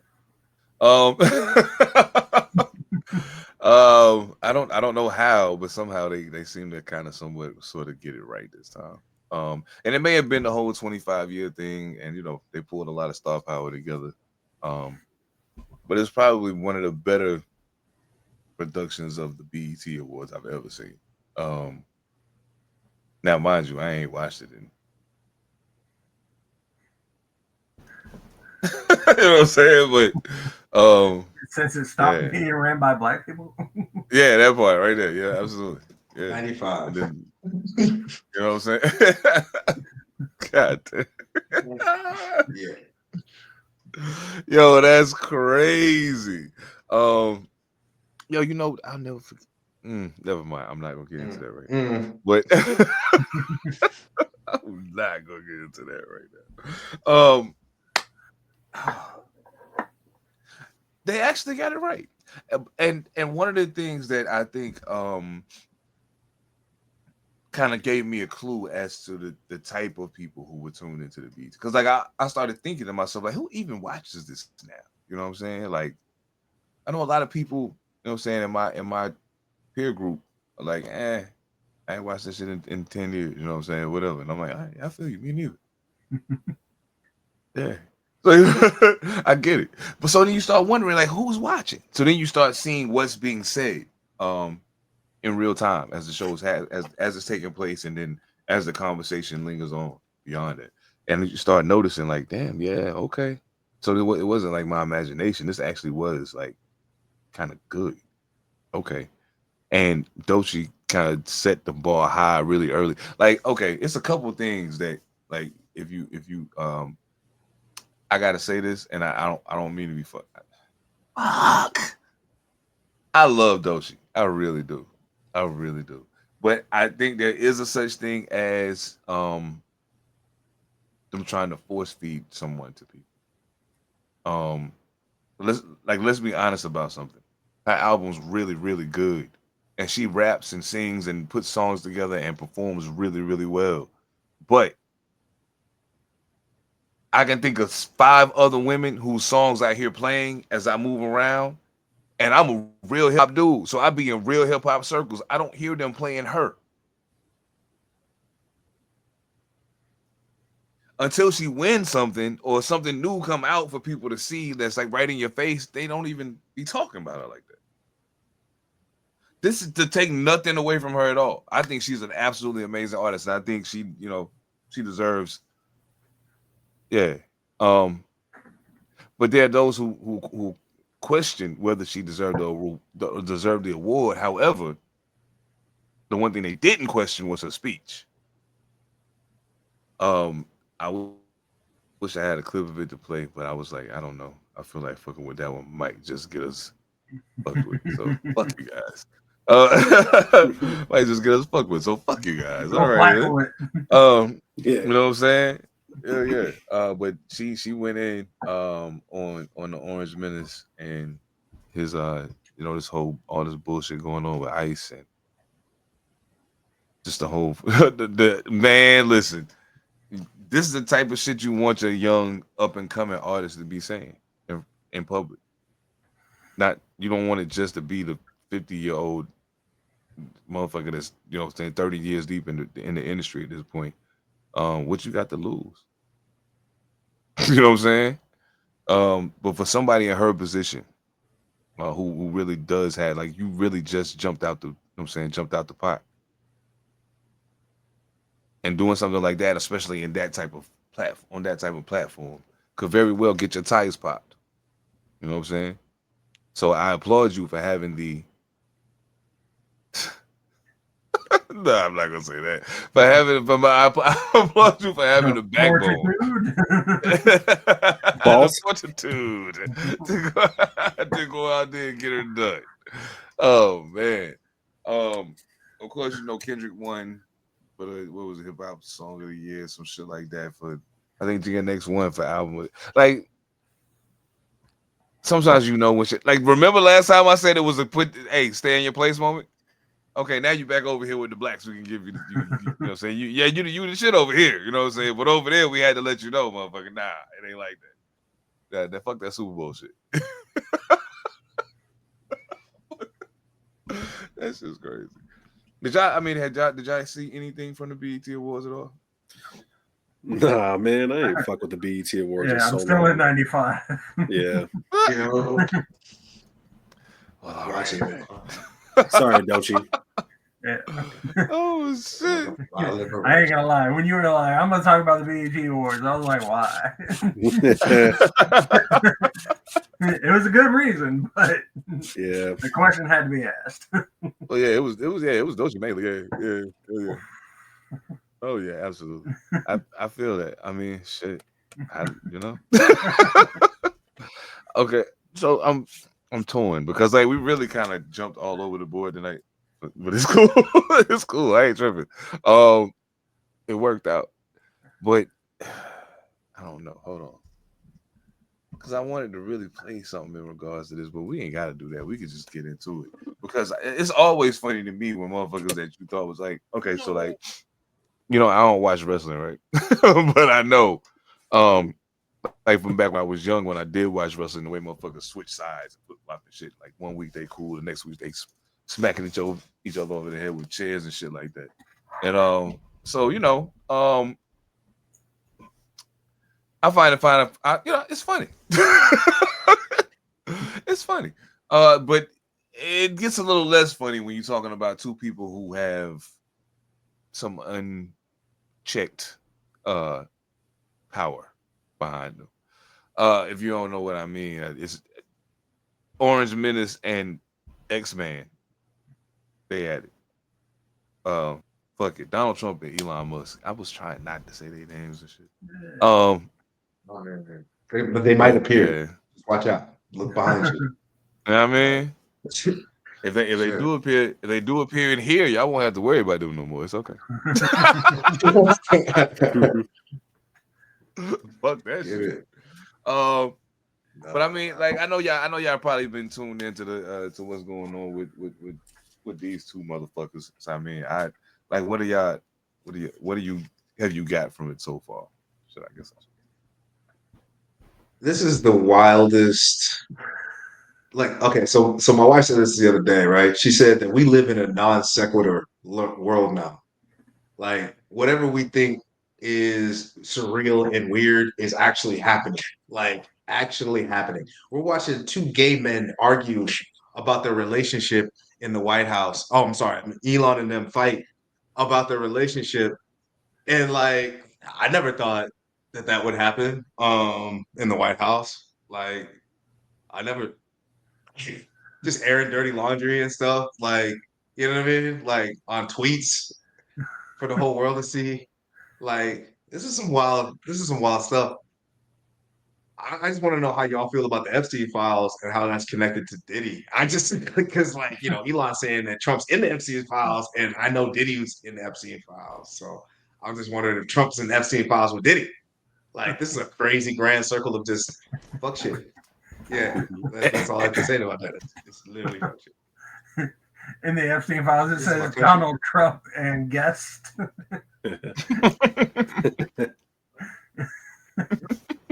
Yeah, this is potentially the most public breakup that's ever been recorded.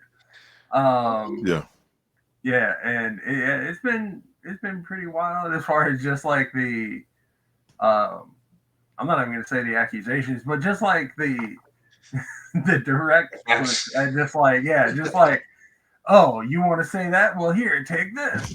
And some of it's petty, just as far as like, oh, like, yeah, he's just an asshole, and like it's just like, okay, but then he's like, oh, I'm an asshole. You were in the Epstein files. It's like, oh, like, so that's what we're doing. Yeah. When Kendrick said, if you take it there, I'm taking it further, like, I didn't expect both of them white motherfuckers to listen to Kendrick. Mm-hmm. But they were like, nope, that's it. I'm pushing it further. Yeah.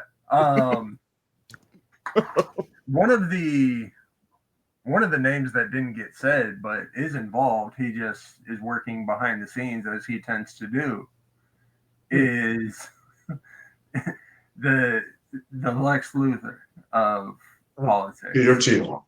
He's involved as well. He's taken Musk's side and has already said that like Trump is a child and is just taking things way too far, and he doesn't support him anymore. So yeah, that means he's got what he wants. Exactly. Like he's got the contracts, and he's like, basically, yo, you can't do this without me. We don't need you anymore, Cheeto. Yeah. So yeah, at any point, Cheeto. he can just. If anybody can get him like legitimately, like impeached, it's Peter Thiel. So, yeah, like, and I think that's why Trump is pulling his punches and just going after Musk.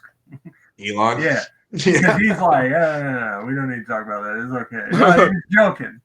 And yeah, so as far as I know right now, my only thought around the whole thing is Peter Thiel is available. And if he can make a bitch president, then he can make a monster a pope. So I'm switching sides too. That's my new best friend. Oh, he's been joking the whole time. None of it was real. Shit. He didn't have anything like, too bad in his record. So as far as I'm concerned, extermination costs money. So gold mines, the uranium mine? No. He was just playing. Like that. The media does weird things. No. I said he was just playing. Yeah, he was just like, hey, oh shit. That's how we got Trump, ladies and gentlemen. That's how we got Trump. See, that's that attitude right there. That kind of That's thinking how we got put us in this position in the first place. Yes.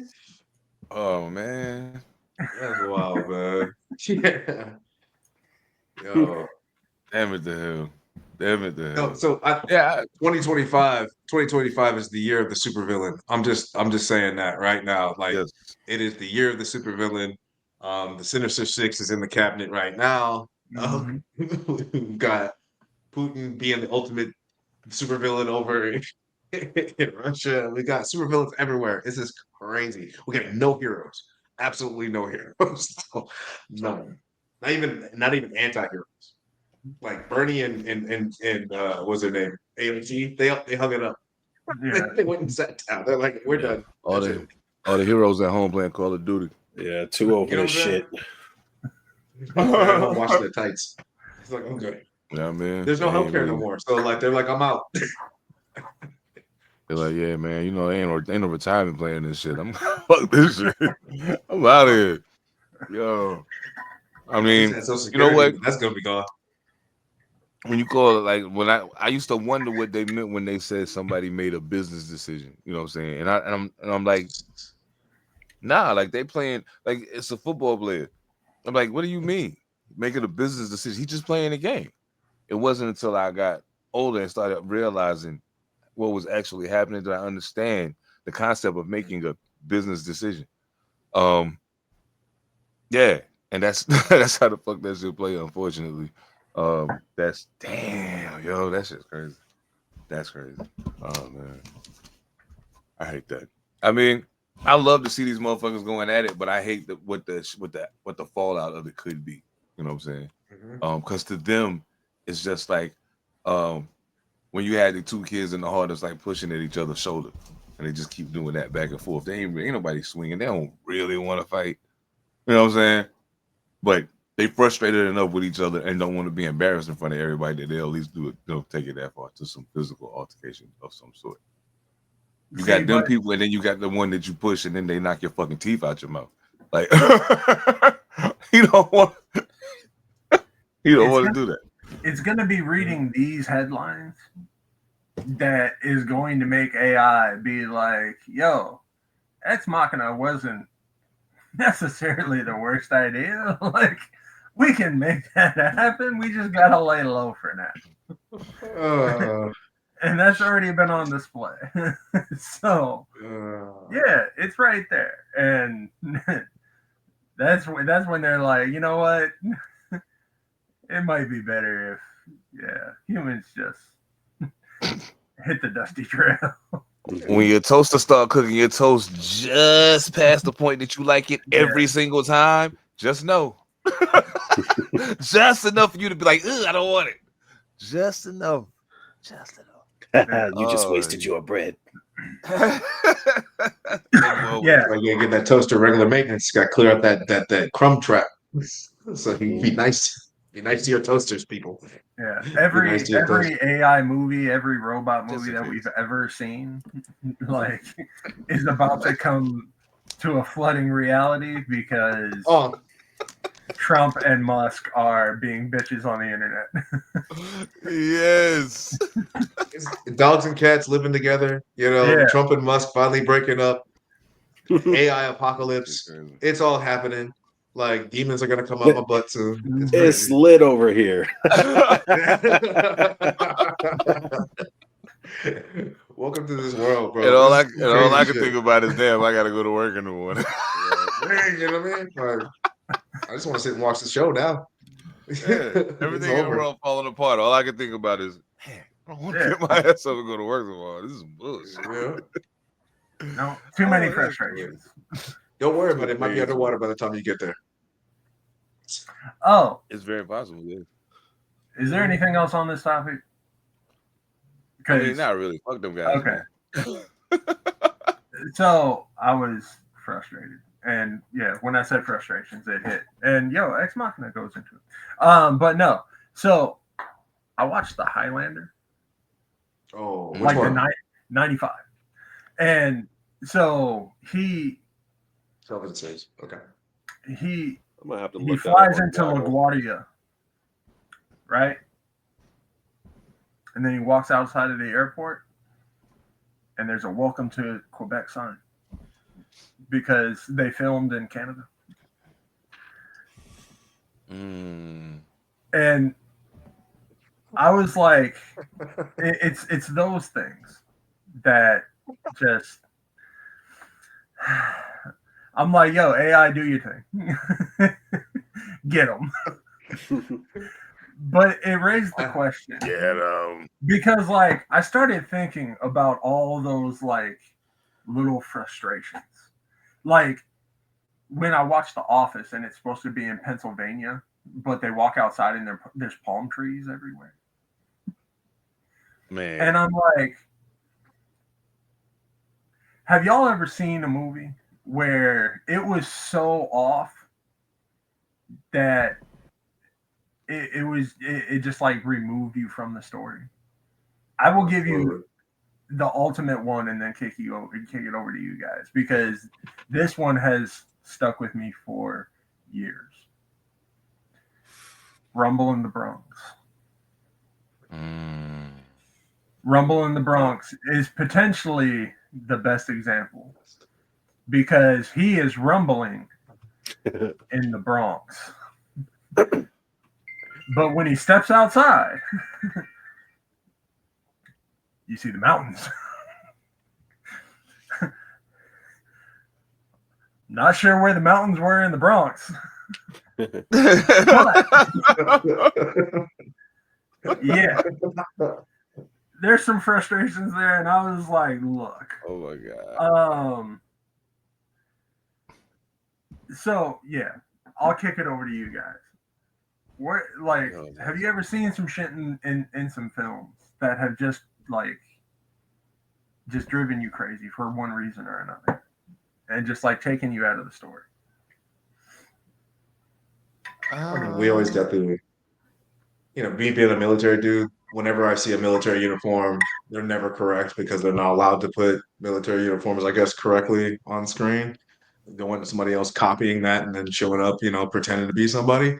But it drives me nuts how many ribbons and freaking little tabs and things they put on people. And then the dude's like, he works as a, I don't know, like he's a mechanic or he's a secretary, what I mean? He's got like combat ribbons and shit like that. Ranger tabs, which are really hard to get. It's like, how did you, stand-up pool guy, get that? That drives me nuts every single time. So, yeah.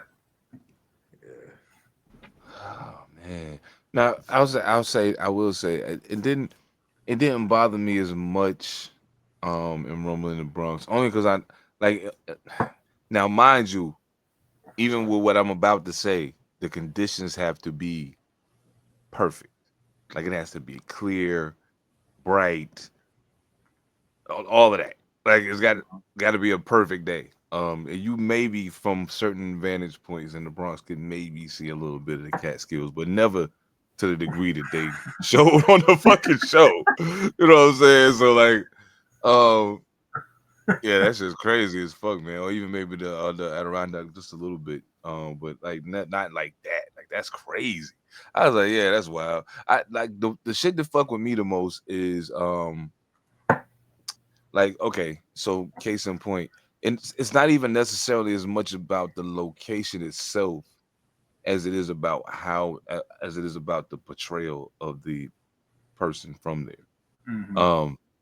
The first time I saw The Wood, I was like, I was living in Winston-Salem, North Carolina. The first time I saw The Wood. And so I'm watching and the whole thing is playing out and he starts talking and I'm like, man, he country as fuck, yo. You know what I'm saying? Then they like, where you from? He was like, Winston-Salem, North Carolina. I was like, the fuck? I've been living around these motherfuckers for like, at this point, like 7 years and don't know. I ain't met nobody out here that sound like that. Like, where they get this from? You know what I'm saying? Like they just made up their mind what Winston-Salem, North Carolina sound like, and they ran with that. And it wasn't nobody there to check it. So, that shit bothered me, but not probably the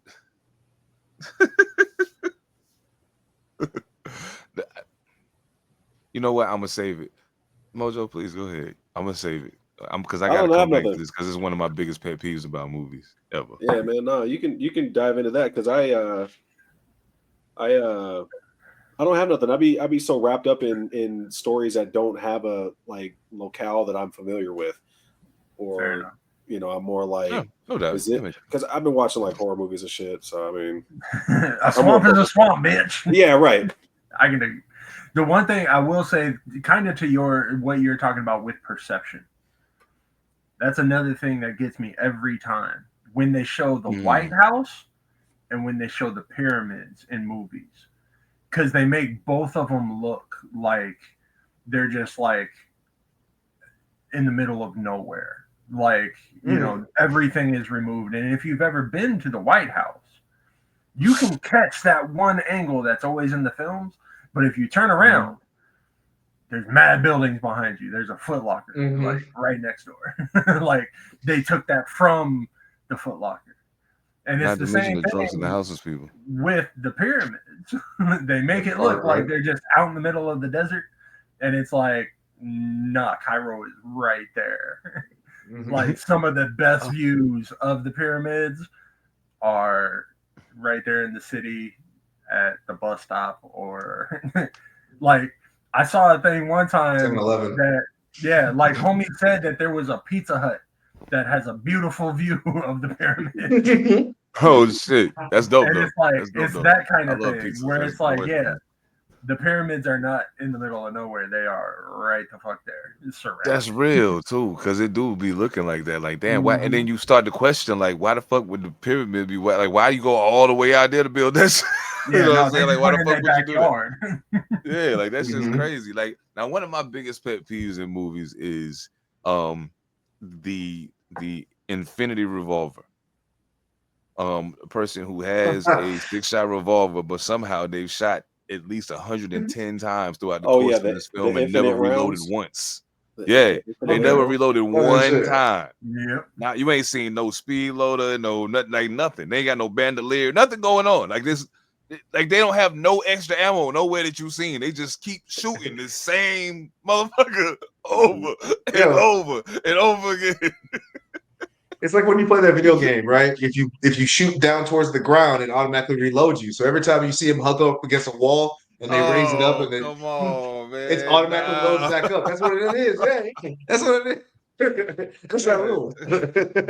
Yo, that's crazy. I be hating that shit. Yo, I be counting them shits as soon as the motherfucker start shooting. 1, 2, 3, 4, 5, 6, 7, 8, 9, 10. How he get here? How did we get here? I'm already at 10. How we get here? Like, this is crazy. That's a triple wide clip. Yeah, but you shot 39 times. Yo, like the Matrix is the worst for that, right? Because they had that whole bullet time scene where they're flying through the air, right? And then they go to each other's heads and they're like, you're both, you're empty, so are you. But you shot 96 times before you got to that point, and it only holds 9. That is a Beretta. That is not anything special. That is a Beretta. Like, it's only got 9. Like, ain't got no stendo in that shit, nothing. But like, I had 27 in the chamber. I had 5. We were just getting each other back to back in the chamber. God. Oh, that shit is crazy. Oh, that's an explosion waiting to fucking happen. Oh, somebody's gonna die. Somebody's gonna die. Somebody's gonna die. Yo, that is crazy. Yo, I mean, shit. You know what? We don't really even talk about it too often. Like, what's some fly shit you might be watching right now and shit? Like, some shit you like a dope series or a dope movie you into or seeing recently. Honestly, I'm so glad you asked that question because I was about to tell you guys about it after we got off the pod. But if you haven't seen Andor, damn, like that is some not just awesome storytelling, but that is the best way to set up Rogue One, saving that whole set and kicking you straight into New Hope and all them, the old school series really, really well. It is spy movie done right, like, and Star Wars done right. It is really, really good. No character in there is a throwaway. Everything shot wise is gorgeous. It's a really, really good series. So if you haven't checked it out, check it out. Disney Plus. Oh yeah. All that good stuff. But man, fuck them. I'm beeping that shit out. I don't edit nothing but watch I beep the fuck out of that. They're gonna be like, where are you watching that? You know what I'm saying? Like, you gotta know where to find it. You know what I mean? But I'm not gonna tell you any networks. I'm not trying. They ain't paying me. They pay me. I'm trying to get Reddit fired up. I'm about to get them mad as fuck. I'm gonna just beep out all the important shit. Beep out all the important shit. Fuck it. There's only one season, so we were able to get through it somewhat quickly. But there was a show called Paradise. Go black, you'll find out where it's at. That one's not bad, just because it got Sterling K. Brown in it, and he's a hell of an actor. It falls into a lot of the same tropes that you that you hate to see in everything, where it's like somebody says, "Hey, go do this," and like the person doesn't do that and ends up in some really bad shit. But yeah, so it's basically like the world is coming to an end, and they set up this little community that they call Paradise, where they bring certain people to it, and it's not just rich motherfuckers. It's like people that are going to have something to contribute to a community in some way. But then the president dies, and the whole season is like trying to figure out who killed him, because this motherfucker got murdered. But it's got some good actors in it. It's a decent enough storyline, and it's kind of like a whodunit type thing. And then from there, we watched 1 or 2 episodes of a show called The Outsider, and it was based on a Stephen King book. And it's like this dude's accused of killing a kid, but he was like 3 cities away when it happened. But they got him on video killing the kid. Or not killing the kid, but like, yeah, they got like mad video of him like he walks into a club and he's covered in blood, and like there was a little girl that actually saw him come out of the woods where the kid found, and he's all bloody. And then like, yeah, so like there's mad different witnesses that saw him in this timeline, so they're like, yeah, that's the killer. Like it's mad obvious, but they got footage of him at a conference like 70 miles away. And I won't ruin as to how it happened, like, but yeah, it's wild. But it's based off some Stephen King shit, so you know. Oh, okay. Yeah, lots. I like lots. That's my type of shit. Yeah. Have you guys ever watched? Yeah, have you guys ever watched Love, Death, and Robots? Oh yeah. Oh. So I would suggest watching through all of them, because obviously when you are watching even just the first season, you can tell that no story is the same. It's not a singular storyline. It just either incorporates love, death, or some form of tech for the robots. Yeah. But every season has a really, really good story in it, at least 1 or 2 that's pretty interesting. And I hadn't seen the 4th season, and that one had a couple of interesting ones, but I think the first season will forever be like a classic, just because of the theme of the show and how many different minds created this season. It creates each season. You know what I mean? It's like 4, 5, 10 different people, depending on how many episodes. And they brought some people back from the first season. I think possibly the second season to do some stuff for the 4th season. You can tell the animation style, or I think that's pretty much all. You can get all your callbacks. No voices are similar. Not that I can recognize, at least, but pretty cool. Did you have you peeped what is it, Hidden Rooms? It's similar to a Love, Death, and Robots type situation, but it deals with more video games and has the same kind of different stories, animations, but tied into video games. Same kind of thing. I just loved it. I have not. That one's good. It should be also on Netflix as well, if you're checking it out. Okay. Yeah. But yeah, that one has a real good, interesting take on Warhammer. You catch it on boom. Yeah. Got you.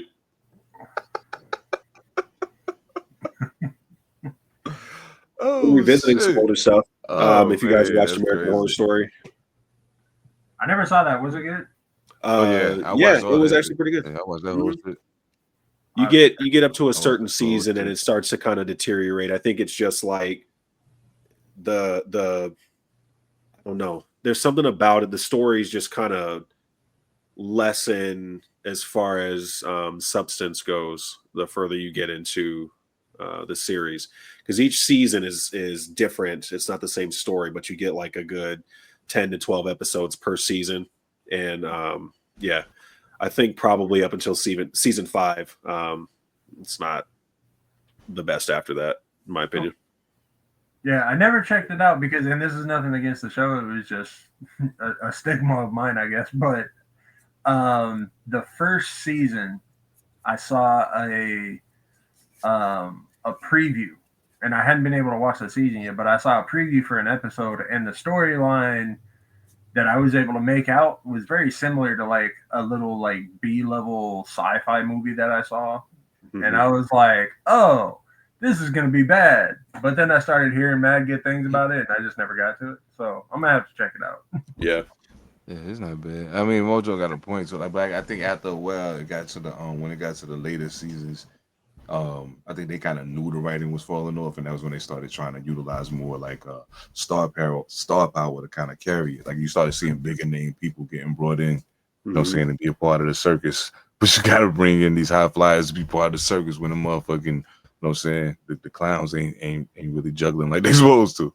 And that's kind of where it was coming down to over there. So I mean, yeah, the latter seasons are not as entertaining, but I mean, if you dig the basic premise of the show, you can still ride through it, you know what I'm saying? But it's not as good in the later seasons. You're right. When it comes to like small horror stories, check out a director named Michael Flanagan. Yeah, he does like just like miniseries style in a lot of the things that he does. He got hired on to remake Are You Afraid of the Dark? So it's called like the Midnight Club or something. Yeah. But Midnight Writers Club.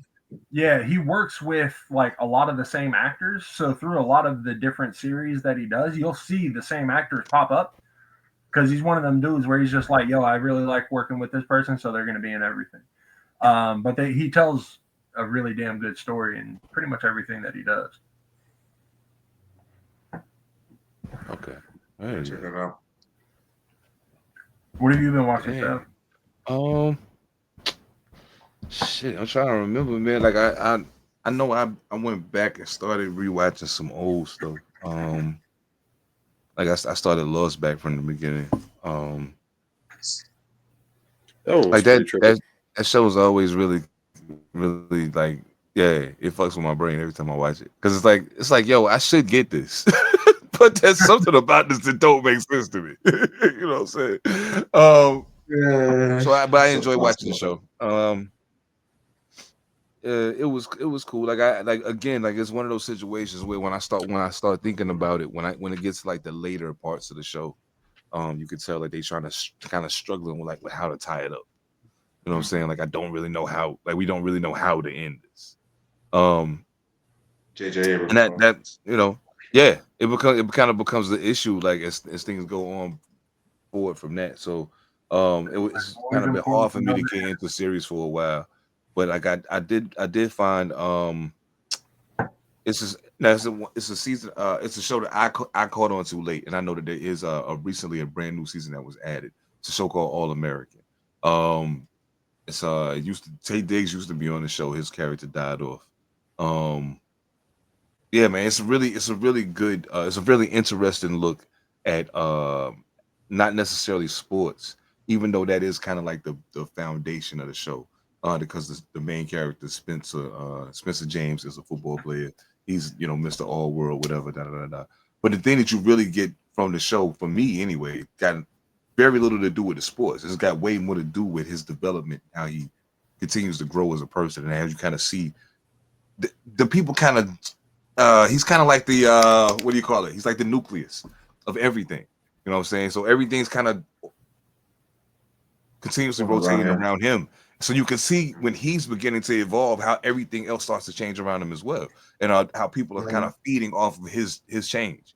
It's very interesting just to watch. Part of it being because a lot of the times when you see these coming of age shows, you know what I'm saying, they're not people that you can necessarily relate to. You know what I'm saying? I could relate to Spencer James, you know what I'm saying? And that was way back for me at this point, you know what I'm saying? But yet and still I can see who I was at that point in my life in him, you know what I'm saying? And it makes it easy for me to be able to point to somebody who's in that place now and say, hey, you see how this is playing out? Like it's kind of I appreciate the realism of how some of the scenarios play out. Now there's some shit in it that's real Hollywoody. You know what I'm saying? Like that cleaned up, that played out way too clean. Like there's no way that plays out that pretty at the end of it.